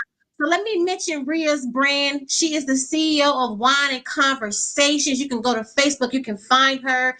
She is a silent sponsor. I'll say that. Rhea has supported me from day one, invited me to events, giving me discounts, looking out for me, and sending me so much support. So I appreciate she's been on the show. Thank you, Rhea. My mama raised me to say thank you. I know I take time to say thank you a lot, but it's just the way I was raised, because people don't have to do nothing for you. Mm-hmm. Okay? So I Abs- appreciate it. Okay, so Kara, before I keep going, I want to read Josh's comment before we move on. So maybe you mhm. maybe tap into something. Josh says, "For me, when my wife cries, I cry with her, and the same for my son and my princess. It's okay to express that way. It personally gives me men a different kind of strength." Oh, Absolutely. I love when do you know that our bodies, men's bodies are programmed when they see their wives or their mothers or their sisters or females that they in their family, that women, I hate saying females, women in their family that they love, when they see them crying, it triggers them to cry too. That's just a natural response that my husband happens. hates to see me cry. He hate to see me cry. He'll just walk away. He can't Yeah, stand it. Yeah, because it makes him want to cry, because that's the protector in us. yeah. That's why I mean in them, sorry. Yeah. That's why I say, if you don't allow, if you have a man and you're doing the most and you're not allowing him to protect you with his Ooh. words, with his body, with his spirit, everything that he has, if you're not giving him that opportunity, that to do that, you're cheating him of the essence of what a man is. And if he responds in a way where he shies away from you or pulls away from you, or worse yet, leaves you, you have yourself to blame for that, because men want to be men. We have to let them be men. And a lot of Mm. times we do not know how to do that, not because it's a malicious thing with us, but because in how our life has been with men thus far, a lot of us have had to take the reins and be, not the man, but just be, give more of what a woman's supposed to give to raise our families, more than we thought we would, more than we wanted to. And Yeah. so sometimes we get so lost in that we don't know how to let a man be a man. But again, that's That's another enough. story, a That's different enough. day. So, So, because I was getting ready to ask you, be doing. We said that the female can do the most, but I said no. I'm not even gonna ask you. Give me some examples for the most, because we'll be here all night. But can you please make a note so we can talk about what the examples of what the most is? Like when you say, can oh, female, okay, yeah, not a we, man being a yeah, man, doing the most. I think that should be a segment when you're doing the when most. you're doing the most. Okay, Okay. so Okay. for me, So. a quick example, and I know me saying that might, make people want to ask more questions, but all right. So when we take the reins in you know, uh, financially supporting our husbands, and not being a partner in your marriage, but literally financially supporting that man, he may accept it, he may go along with it, but deep down inside of him, there's still the innate knowledge in his DNA that says, I'm supposed to be doing this. And if he doesn't have that, that's because somewhere along the line, he's dulled that senses for that. And he's accepted that because it's hard out here. So if somebody's willing to, to take all the reins and, buy you clothes and pay your rent and give you money to pay your child's child support, and if a woman is doing all this, yes, it's helpful, yes, it and all of that good stuff, but at the end of the day, where do you fit in showing your example as a man? A man wants to profess his love, to protect his mate and to provide. So when you take away one of those, you're functioning in, the may you're functioning in the man's role. How do you think it makes the man feel, even though the man accepts it? Because he's not a fool at the end of the day, so, but he knows in him. And so it breaks his masculinity down. And Well, he will, I'm he, gonna he chime in. will I want find, to hmm? finish that one because I want to say something. Go ahead. What you said Yeah, about he will find ways to tell you and let you know, sometimes subtly, sometimes really, in the biggest way that you don't accept, or you didn't know that he would, say it to you in that way. Because men want to be men. Men always want to be men. But if we step in and we don't allow them to, then that's when, things go off track. So to me, that's doing too much, doing the I'm gonna most. play devil's advocate here a little bit because I always have this conversation with some of my friends sometimes, and we go back and forth between this. And I would say it's about a 50-50 thing. I feel like women has this thing where they equate money to love. And I feel like they feel like if a guy does this for them, he does that for them, he loves them or whatever. Really true love, what I have found, it really, when someone really loves you, you can't put a price on it. Like, because a person may not have monetary to give you, money, physical money, but time they can't get back. You know what I'm saying? Um, because I believe everybody should take care of themselves.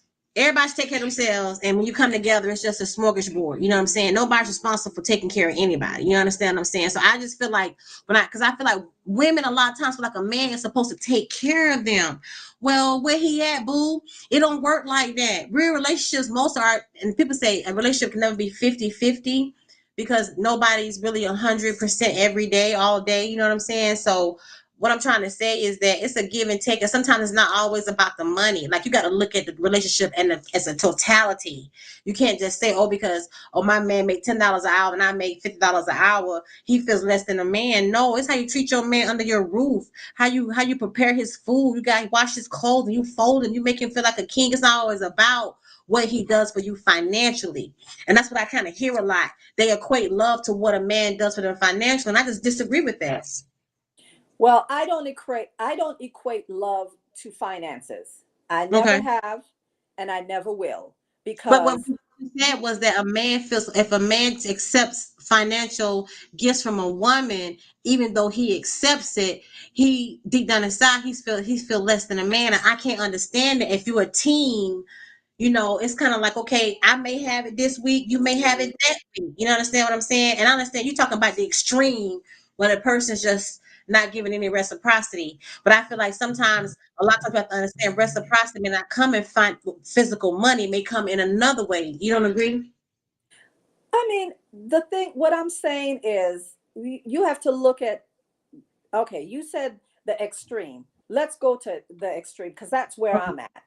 Okay. I prefaced it before by saying that when you're in a relationship, committed relationship, you're living together, right? Or you're married. Those are Okay. committed relationships. Yeah. Everybody does what they need to do to keep the family intact, Oh, right? And yeah. sometimes it might mean that you're doing a little bit more, you know, for the family than your Yeah. partner is. However, if you're not in that situation, and we all know, or probably, have been ourselves, a woman who don't have that situation, and they're taking care of a man, they're giving their all and then some to that man, financially, physically, emotionally, all of this stuff. I guarantee you, any man, we like to talk about real man, any real man who's sitting there and accepting all of this is not respecting that woman. And Mm. and if he is a real man, and maybe he's just, you know, um, uh, temporarily insane, let's put it that way, when he comes to his senses, he will let that woman know, you know what? I don't want, every time you do this and you handle this and you take care of this and you don't give me a chance to do this, you I kind of feel like you're doing too much. He will find a way to tell you that it's not desirable. Okay. Most men, not all men, most men want to know that they're able to take care of their partner. That's what gives a man pride. That's what makes a man, when he can puff up his chest, that Mm. when he knows he is taking care of all his woman's needs. That is the role a man is here to play.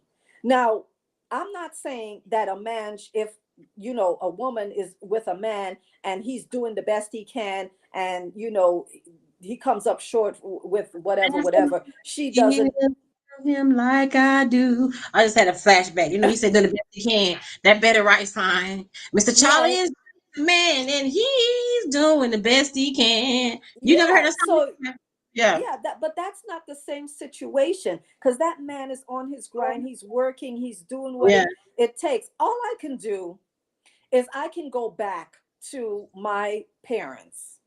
I saw my parents through so many different situations.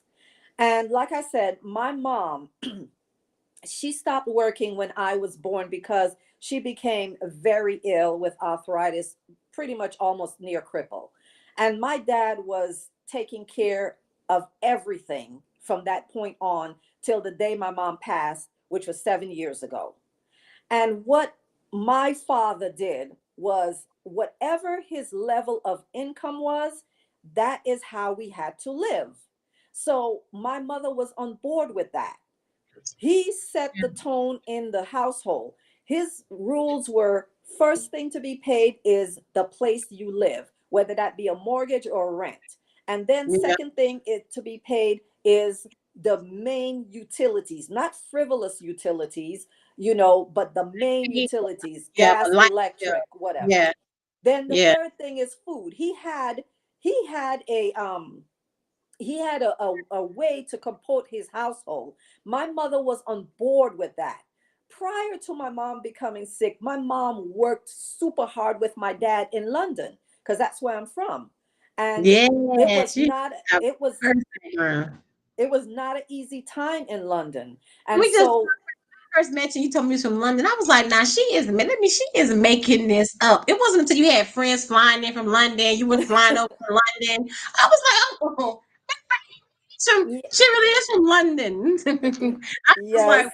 wow, yeah, for real, Yeah, for real. although I've been in America, for Yeah. many, many years. But yeah, at the end of the day, living in London, the two of them worked super hard together. Carol, They so listen, I'm not cutting you off, but we're chit chatting. Listen, tell them about the poking beans and the eggs. Remember you told me you used to eat poking beans?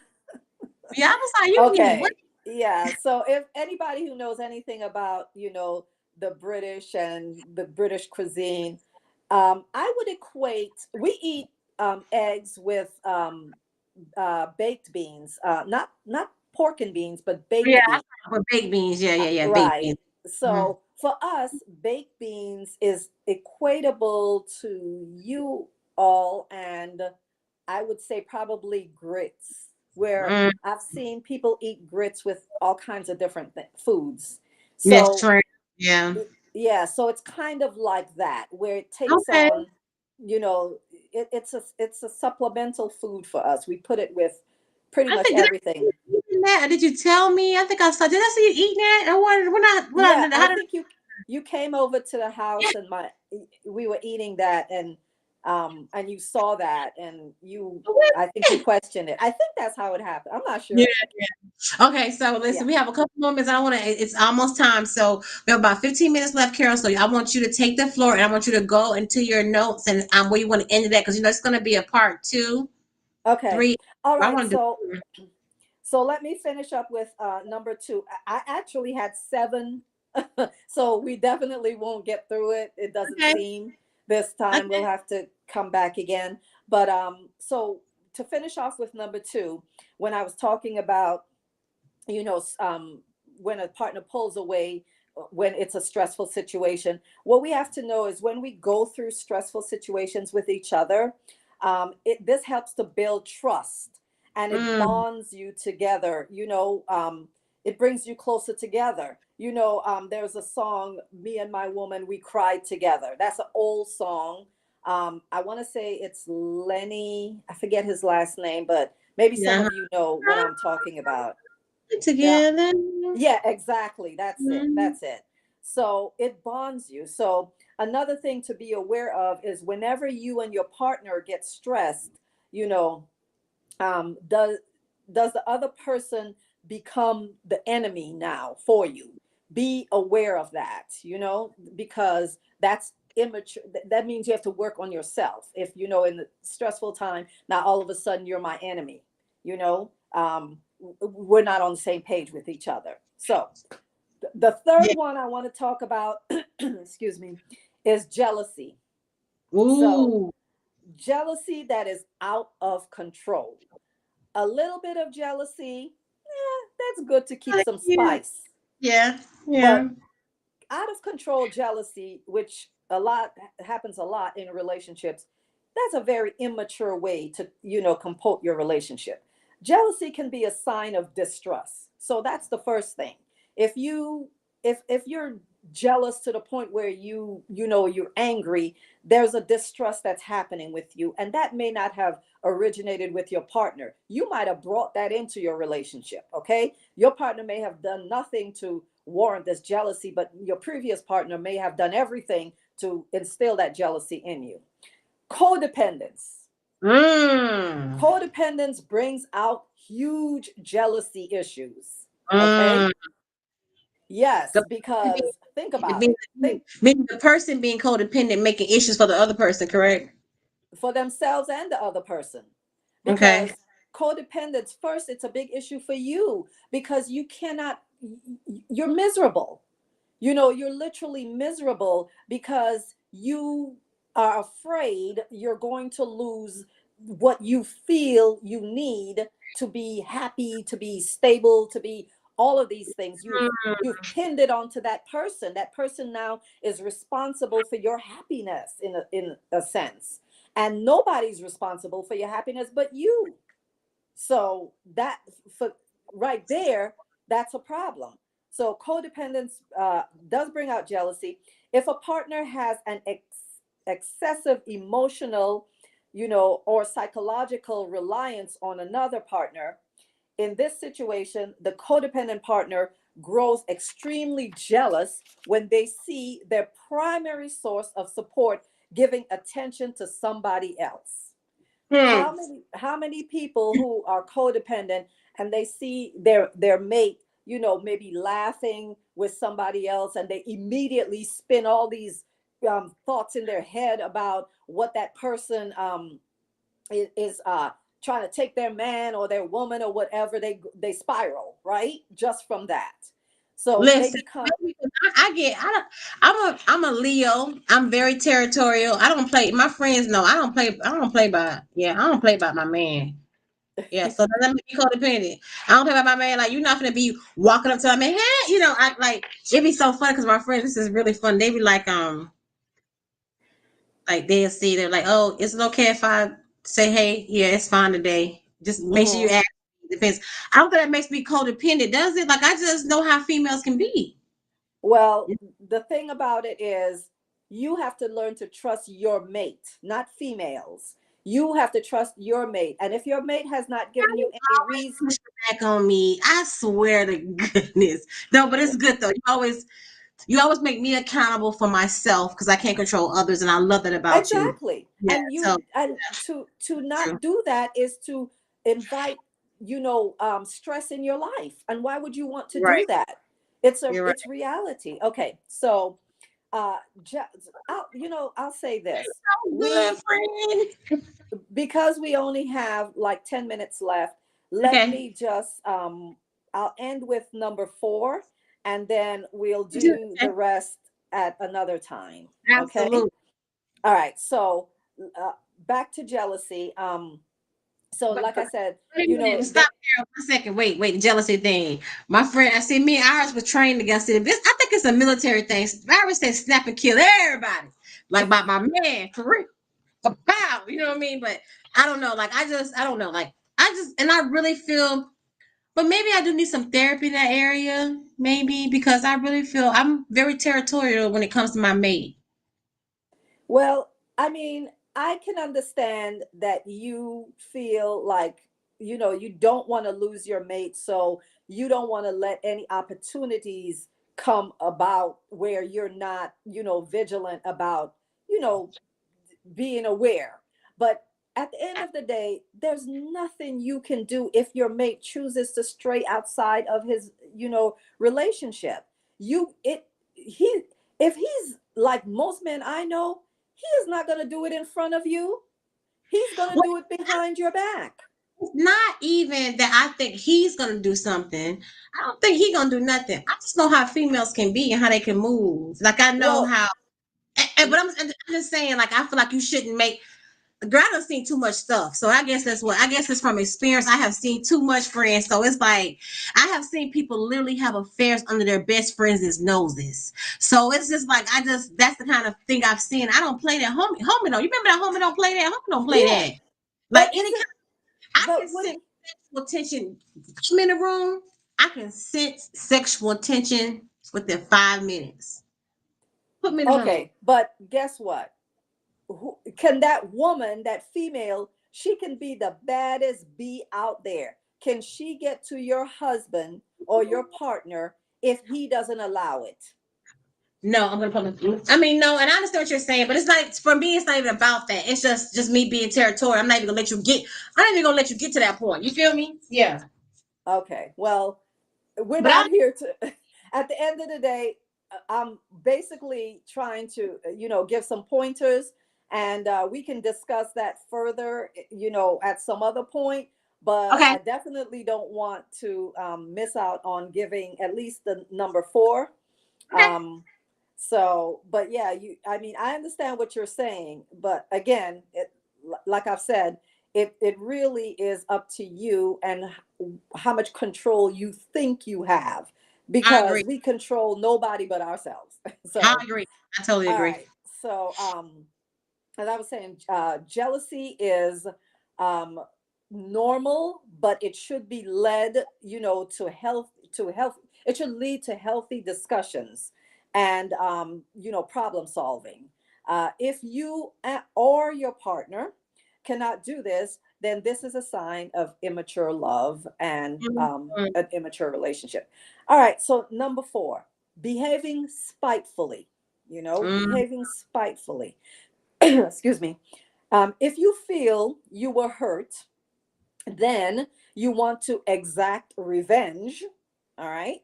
These are behaviors looking for power and control, and they don't belong in a mature, loving relationship.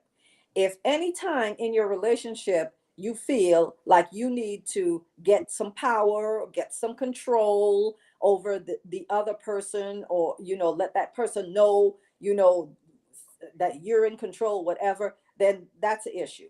All right. If mhm. this is the goal, if this is your go-to behavior, it could indicate that big N word, narcissism, and other deep, dark Ooh. personality disorders. So, I so don't what? take What can indicate that? if your behavior is spiteful and it's about revenge and control. Anytime something happens that maybe you were hurt, and that's your go-to thing to do. I mean, what I'm saying is, if you get so angry that you become spiteful and hurtful, then that could mean you might have some personality disorders, along with a bit of narcissism. Mm, It could indicate those. And so you have to be real honest with yourself, because yeah, we all get angry if somebody do something. But for me, like, I'll get angry in the moment. And if I'm in love with my partner, and I trust my partner, and I just think that, well, my partner just did a boneheaded thing, then guess what? After a little while, it blows over for me. It is not that deep for me to now want to find revenge. If anytime you get into that point, you have to say to yourself, okay, Am I wanting to control? Am I wanting to be in control? Is control my what I'm looking for here? Do I want to exert my power? Do I want to show I'm powerful? You have to, all of these things you have to say to yourself. You have to check your behavior. Is it in line Yeah. with the situation? This, if it's a war in your relationship, Yeah. what, that's a red flag. That's a red flag. And a One lot of our talk to, relationships, sorry, no, go ahead. Go ahead. I'm sorry. a lot of our relationships function in this manner, and we accept it and we believe that this is normal. We say, well, what relationships don't have problems? Or what relationships don't have, disagreements? But Yeah. we neglect to say the length we take the problems and disagreements. Two. We take it way out of bounds. Like, I hear some crazy things. If I'm sitting and plotting on how to get back at my mate, that's a problem. That's a problem. If I'm venting with my girls and saying, he left the toilet seat up and I fell in the middle of the night, I am so pissed at him, you know. And then they say, girl, you know what? Just let him know. Or they say, no, what you need to do is you need to do this, that, and that, give you a whole elaborate plan on how to get back at him. Why? That's how you start on the road of, going down, the rabbit hole, of things you can do to each other to show that you have power or you're in Yeah. control. Not a good thing. Not a good thing. So you were Okay. gonna say, do we have Um, time to do number 5? absolutely. We can do all number. We can do seven. Go ahead. Finish your seven. Okay. Not planning a future. If you're in a relationship and you're not, and the person you're in the relationship with is not planning a future with you, and they're just living in the moment with you, they're not putting any plans into place. There's no discussion of finances or how to handle children and discipline. That's a problem. That means that relationship, that person is not here for a long time. They're here for what? A good time. You know, you Mm, want you want to you definitely want to talk about these things if you are planning to be in a mature, committed relationship. Now, if you're just here for fun and that's it, then no, you don't have to talk about those things. But if you, because I mean, when it's done, it's done. But if you see that this is a person you want to spend the rest of your life with or has the potential, then you definitely got to bring up these conversations, because you need to find out sooner than later if they're on the same page with you. Because if not, it's going to, you letting yourself in for a heartache. Partners who have commitment issues shy away from this type of thing. So if you've been dating, let's say, let's take 2 years you've been dating, because it's not my favorite thing when I hear people say, oh, we're dating 3 years now and nobody has made any attempt to solidify this to the road of marriage. I'm like, then what are you doing? And you're a certain age, you're over the age of 30. What are you doing? So basically, you want to bring up this line of communication. And if they don't want to talk about it, every time you try to bring it up, we'll talk about it later, we'll talk about it later. They might have some commitment issues, and you want to know that sooner than later, right? um, this may it may they may have attachment issues as well. Maybe there are people who don't want to get attached to people. There's people like that. They just want to keep it light. Why we got to put a name on this? Why we got to do, they say all this talk, oh, you moving too fast, oh, why don't you chill? Or those are all like manipulation tactics to get you off of what you have every right to want to know, so you can comport yourself, in the right way in your relationship. Okay, this more than likely stems from, early childhood, where at some point trust could have been broken by a parent walking out, or maybe a parent dying, or maybe abuse was happening, or living, like those parents that live the nomadic lifestyle with their children. They're here. I know some people who the children have lived maybe in oh, I don't know, 6 or 7 different apartments before they get to the age of 15. It happens.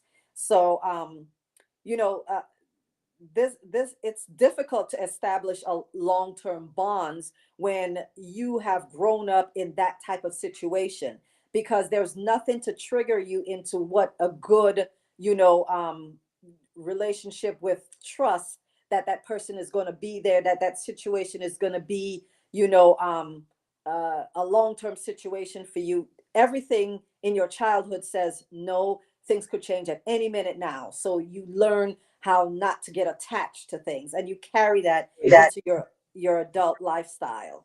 So this can establish an insecure attachment lifestyle, or insecure attachment behavior. Depending on the insecure attachment style, it may result in avoidance or emotional discomfort with commitment.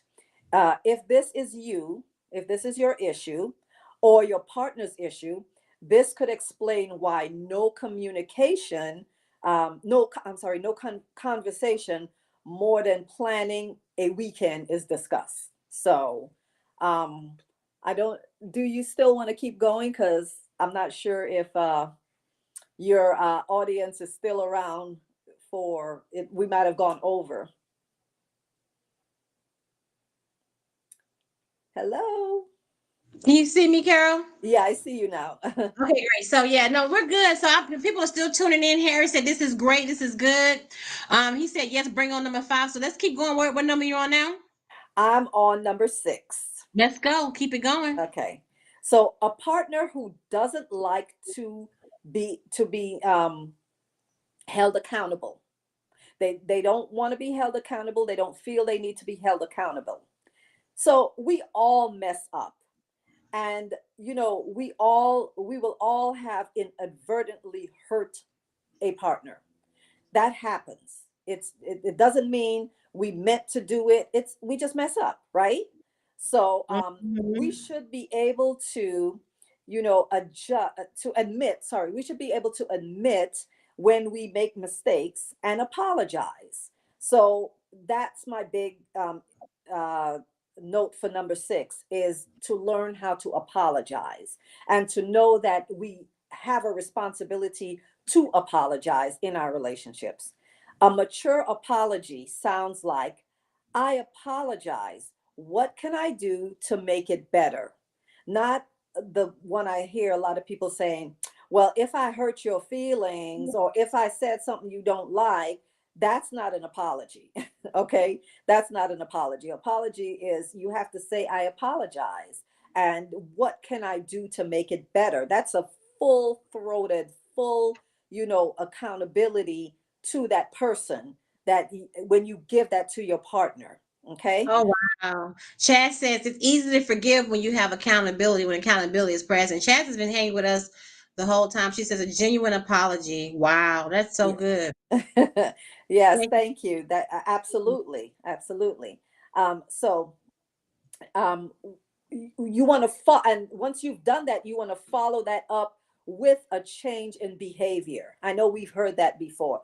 Absolutely, you have to have a change in behavior once you've done the sincere apology. Okay, the unwillingness to apologize is indicative of a need to maintain control. So, oh my gosh, how many times have I seen that in a relationship? My ex-husband, that was number one for him. He just felt like if the first person who apologized is the one that it has no control in the relationship.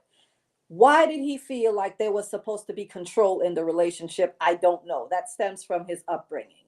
Again, this is where vulnerability is out the door, you know? And if you cannot be vulnerable, you doggone sure are not going to apologize. And, that is not a good thing, because it's needed in a relationship. Because, like I said, inadvertently, we're going to hurt each other. We're going to do things that require an apology. Um, so the immature person, also people who are raised to believe that a relationship is about dominating their partner. How many times have we seen that where I think back in the 70s, when the tide started to turn for our black love, when black men would say, okay, you want to put that woman in her place. Some of that pimp behavior flowed into real life relationships, husband and wife, boyfriend and girlfriend, and you got to put her in her place, and let her know what's going on, what's really happening, that type of behavior. So the immature person, finds more value in protecting their ego, okay, than finding mutual ground with their partner. So when you're in a relationship and you don't want to apologize, you don't see the value in it. Here's a value: being on equal ground with your partner. That's a good place to be. Nobody feels like they're above each other. You're sharing, you're communicating, you're giving. When you do something that each other doesn't like, you apologize freely, you change your behavior. Why wouldn't you want that? That's mature. That's having a mature love relationship. So the last one that I have on the list is unproductive conflicts. How many times are we arguing and we don't even know what we're arguing for? Some Yeah. people actually believe, they will tell you that, every now and again they got to have an argument because that spices up the relationship. They really believe, they don't see that the fact that the relationship is not spiced up, it doesn't need an argument for that to happen. It needs something else, definitely not an argument. So, win or lose mentality. That's what they have. If we have a conflict, either I'm winning and you're losing, or you're losing and I'm winning, and I doggone sure don't want to be losing, right? So you fight to the death till Yeah. somebody feels like they have won, or the other person can't do it no more, whatever the case may be. Arguments are misunderstandings in communication.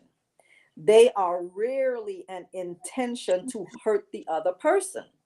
Who's going into argument in their relationship just so they can hurt their partner? No, it's No. miscommunication. Love is passion, passionate. I mean, you could like I think about the Passion of the Christ. It was a movie, and I remember they saying that he was so passionate about going to the cross, like Mhm. passionate. Like, how could you be in love and not be passionate about it? Like I don't understand. Well, some people, I guess they get let their passion get away from them. I'm not sure, but Yeah, yeah. So you can't. anyway, Like you said um, earlier, that was absolutely great. That was so good. what else I wanted Oh, to so say about? I have a comment here. So Oh, okay. Chance wanted to say, she's saying once accountability is present, it's followed by genuine apology that then leads to open communication, and you are able to discuss each other's point of view. So when the situation happens again, both know how to overcome that situation without an argument. Yeah, to prevent Absolutely. arguments. One, Yeah, yes, 100%. That's what it's good for. When you have a discussion, with something that went wrong, it sets the scene for future, because you will something, maybe not that same situation will happen again, but what you've done is you've let your partner know that when situations come up that is not ideal, where we disagree, our yeah, go-to method is to sit down and calmly discuss, be vulnerable, be respectful, be, yeah. Yeah, yeah, exactly, be accountable, mhm, apologize. You let your partner know that's your values. Remember, I yeah, talked about the values yeah, that you bring. yeah, yeah. So that makes you feel more at ease, in your relationship, because okay, I might do something wrong, but I know me and my man, or me and my lady, we're going to We're gonna talk get it about together. this. Yeah, we're gonna get it together, and it's And not gonna happen. It's not gonna yeah, be a contentious we're not thing. going to see each other. Yeah, Right, we're not going to see each other as the enemy. It's not a win yeah, or lose thing here, you yeah, know so absolutely. yeah, so that, I mean, that's very important. you know when we talk about unproductive conflicts, they are rarely an intention to hurt the other person. How we saw our family handle conflict when we were growing up is how we will handle it. Make no mistake. If your family went to blows when something went wrong, you are going to grow up unless you do the work for you not to act that way, unless you recognize that that was not productive acting that way. That is going to be your go-to on how you're going to deal when you have, an issue. So if you saw yelling, and bringing every disagreement, to a win or lose outcome, that is how you will behave. Some bring up unrelated issues. You ever be arguing about one thing and next thing somebody brings, something in, your partner brings something in that happened, years ago or whatever, and you're like, what? Where did that come from? But they're throwing everything in because what? It's win or lose, right? So everything they can get to make it stick. So they bring up the unrelated issues. It's an all-out war. If you can't resolve your conflict within a simple conversation, that is an immature relationship. You know. So Yeah. basically, poor communication has been cited by the Journal of Sex and Marital Therapy. So that's. Mm. I'm sorry. I said, I was having an emotion. Oh, as so poor communication is the second biggest factor to failed relationships. The first being lack of love and intimacy. So Mm. everything I've ever talked to you about, Latasha, you always go back to love. And Yeah. I know it's said out there that the number one reason why relationships or marriages fall apart, they've said it's finances. But when we're talking, when I went to the Journal of Sex and Marital Therapy, it didn't list that as the number one. Mm. Okay. The number one is lack of love and intimacy. So this Mm. is why, for me, because you know how I am about finances. I am no joke with the finances, okay? No. But at the end of the day, I put the love and intimacy above it because when you have that, it puts you in the mood for the finances, right? If Mm. I'm not loving you and we're not intimate, I don't the fine we can't even talk about that because what is there to talk about?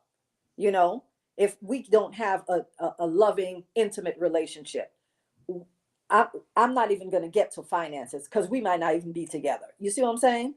So, Mm. so our partners cannot read our minds. What we think we have communicated effectively may not have been communicated at all. Not, I mean, just not even at all. Set an example for your partner by modeling the kind of communication you would like from them. So if you see that happening in your relationship, and you've got the foresight and you've got, the vulnerability and you've got the wherewithal, so you can say, okay, before I give up on my relationship, let me try to model this behavior and see if my partner will, follow suit. Okay. Um, uh, the kind of communication you want from your partner has to be one that you are willing to give. So a lot of times we will say, oh, we want this, that, and the other, but we're not giving it. So we have to be on the same page there. As sure, assure your partner, sorry, assure your partner you would like what you would like from them.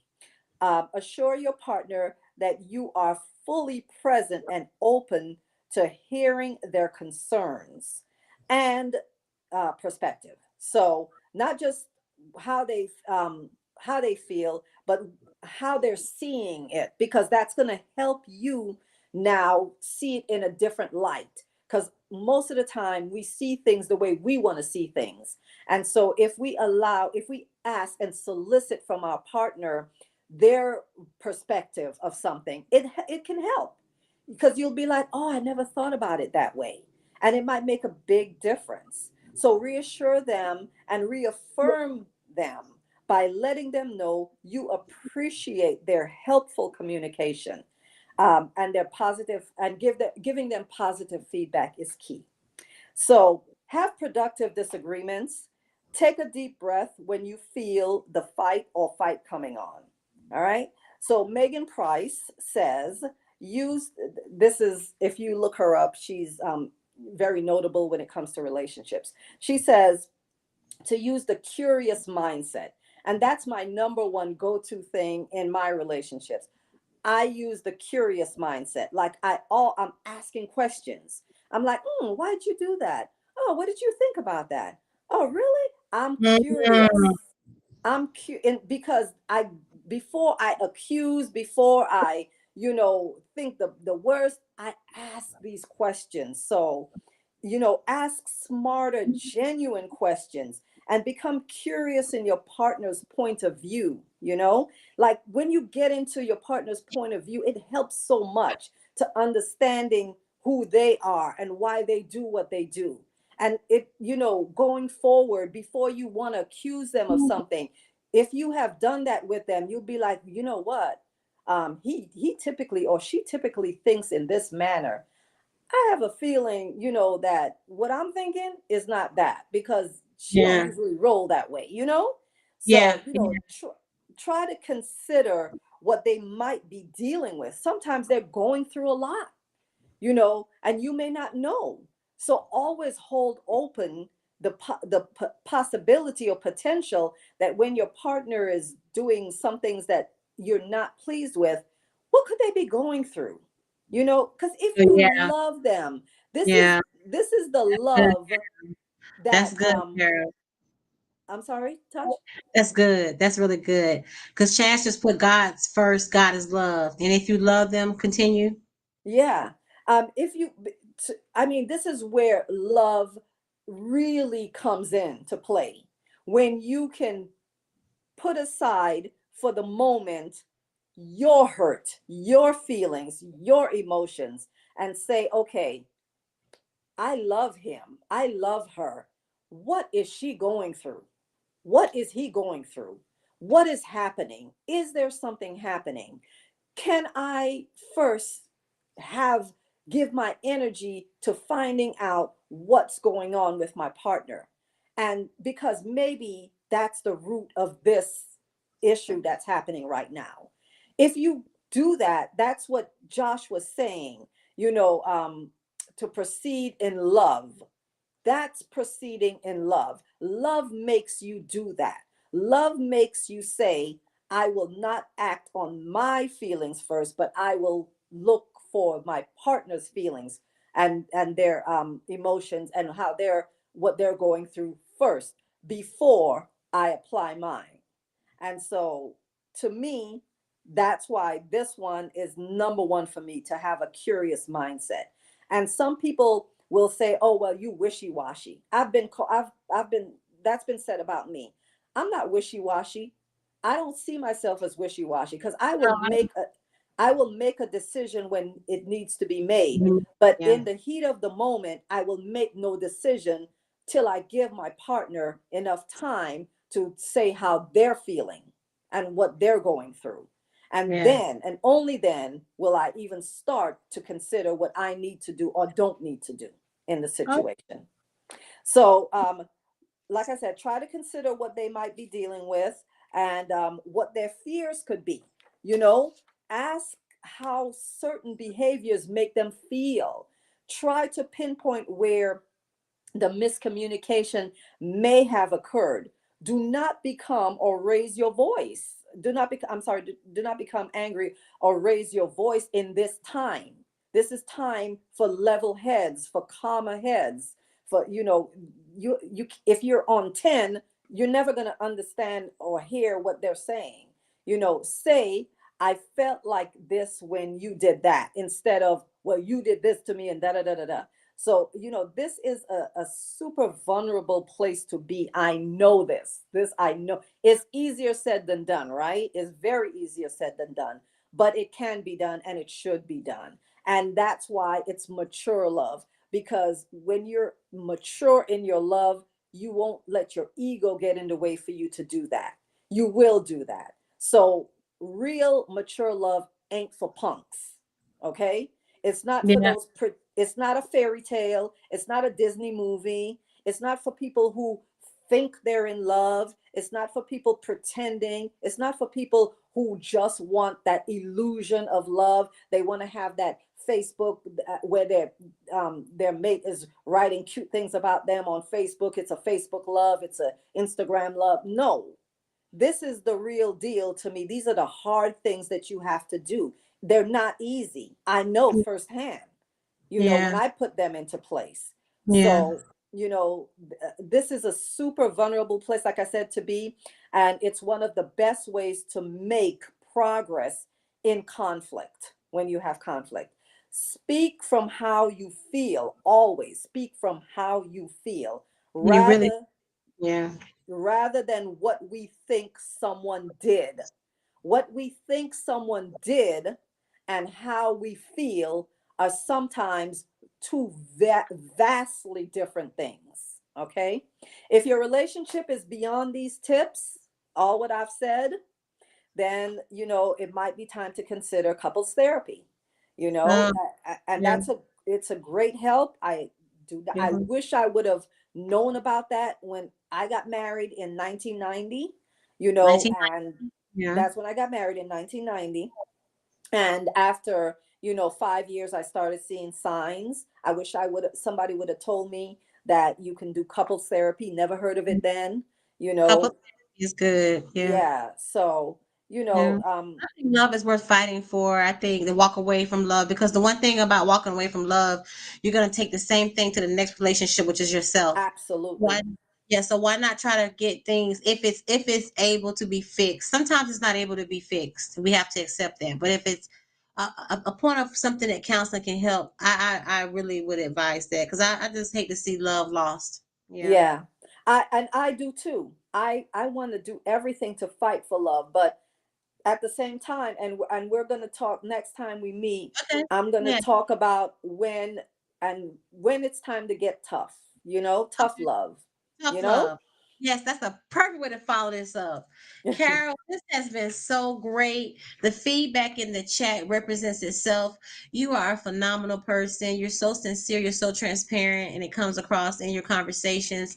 I mean, look back at the comments once this is over. We have people giving you shout outs. Really, somebody said she gave me chills. We have Ooh. hand claps. We have, people chiming in saying God first.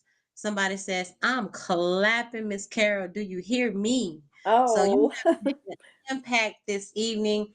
Thank you. And we went over a little bit more than what we had planned, but I don't care. I feel like this is some great information, and people are saying, oh, she just says, thank you. Thank you for the jewels, lady. So this did help some people. So, Carol, your time was very, very, very is invested. I really appreciate you, friend. And I have super friends, and you're one of my super friends. And I just thank you so Oh. much for you being you.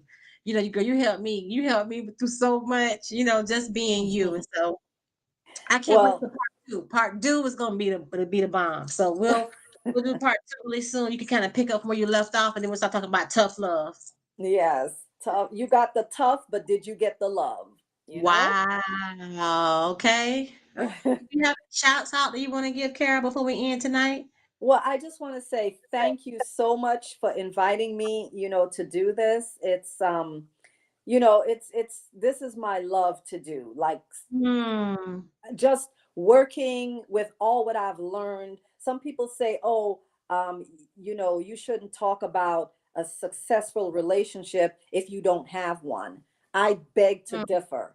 I know, and this may resonate with men, basketball players who don't could not cut the mustard fully as a player become a coach, and they could be an amazing coach. Phil Mm-hmm. Jackson for one. Mm-hmm. Mm-hmm. And they could lead their team to victory after victory after victory. That's what I am, a coach. You know, Okay. I am not I'm not portraying myself as someone in a successful 25-year relationship, Iris. I know, but right? at the same time, I have learned something in all the relationships that I have had. And I was when my marriage fell apart, it was everything I had to do to learn how I could have been better, what I could have done in there, and not what my husband did wrong. In Yeah. figuring out what I could have done, I learned some things Yeah. of what he could have done. I could And totally that's, yeah, yeah. yeah, that sent me down the path of saying, hey, I really am interested in the psychology of what people bring into a relationship, The and relationship. Yeah. and Because it's how, and deep. everything is It everything get when it deep. comes. Relationships get deep. When two people come together, it can get real deep, friend, real quick. Yes, very Yeah. deep. And there's Yeah. some relationships, it's so hard to untangle them. And then Mhm. there's some relationships where, it just scarred you for life because Yeah. of whatever reason or another. But Yeah. they all are different Resonate. Yeah. as, snowflakes, Absolutely. but they're worth it. They're Absolutely. worth They're worth it. it. Love is absolutely worth it. Love is absolutely worth it. Carol, thank you so much. Look, I have Harry J, who has been commenting all session. Really appreciate you. He said, Miss Carol is the GOAT. I Oh, love that. Yeah. Greatest of thank all time. you. Thank you for being here, friend. You have made a difference. Yes, she says experience is the best teacher. Mm, Absolutely. And Iris is gonna end it all with this expression. I feel the same way. Wow, Carol. This was really okay. good. I can't wait for part two. You look absolutely fantastic. If I hadn't told you that before, you look absolutely amazing tonight. Thank you for Thank joining you. us.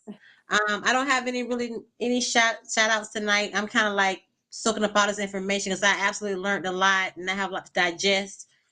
I'm gonna come back and take notes because this is a journey that I want to improve myself so that I can give love better, understand how I love and how others around me, not necessarily need me to love them a certain way, but you understand what I'm saying. So it's Yeah, a they yeah, want you to shine your light on them, Tosh. yeah, Everybody, there's people walking around who are dying for somebody to shine a light on them.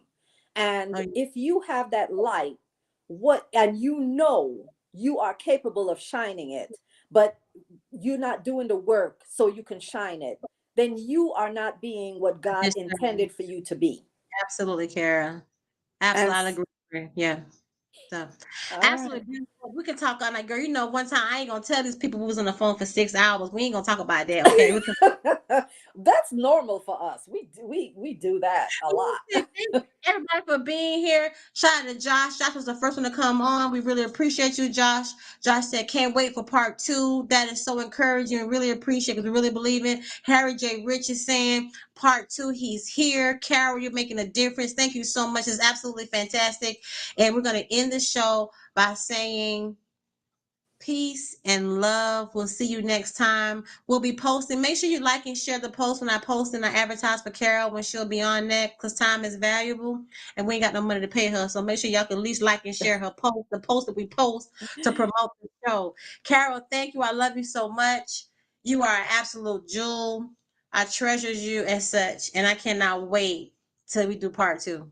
I love you too. And guys, remember, love designs life. Okay? Yes. Love Okay, designs if life. y'all don't like her page, so Iris said happy Valentine's Day to all. I love Valentine's Day. Oh, Yeah, yes. happy Valentine's Day. If you have kids, do something for them. You don't have to have a significant other. I learned that a long time ago. You can do something for your children, do something for yourself. Okay. Hmm. Um, Hmm.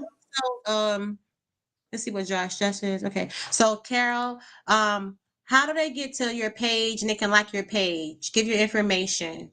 Well, it's Love Design Life, LOVE, all one, Instagram. all together, all one word. It's on, no, it's not on Instagram. It's only on Facebook right now.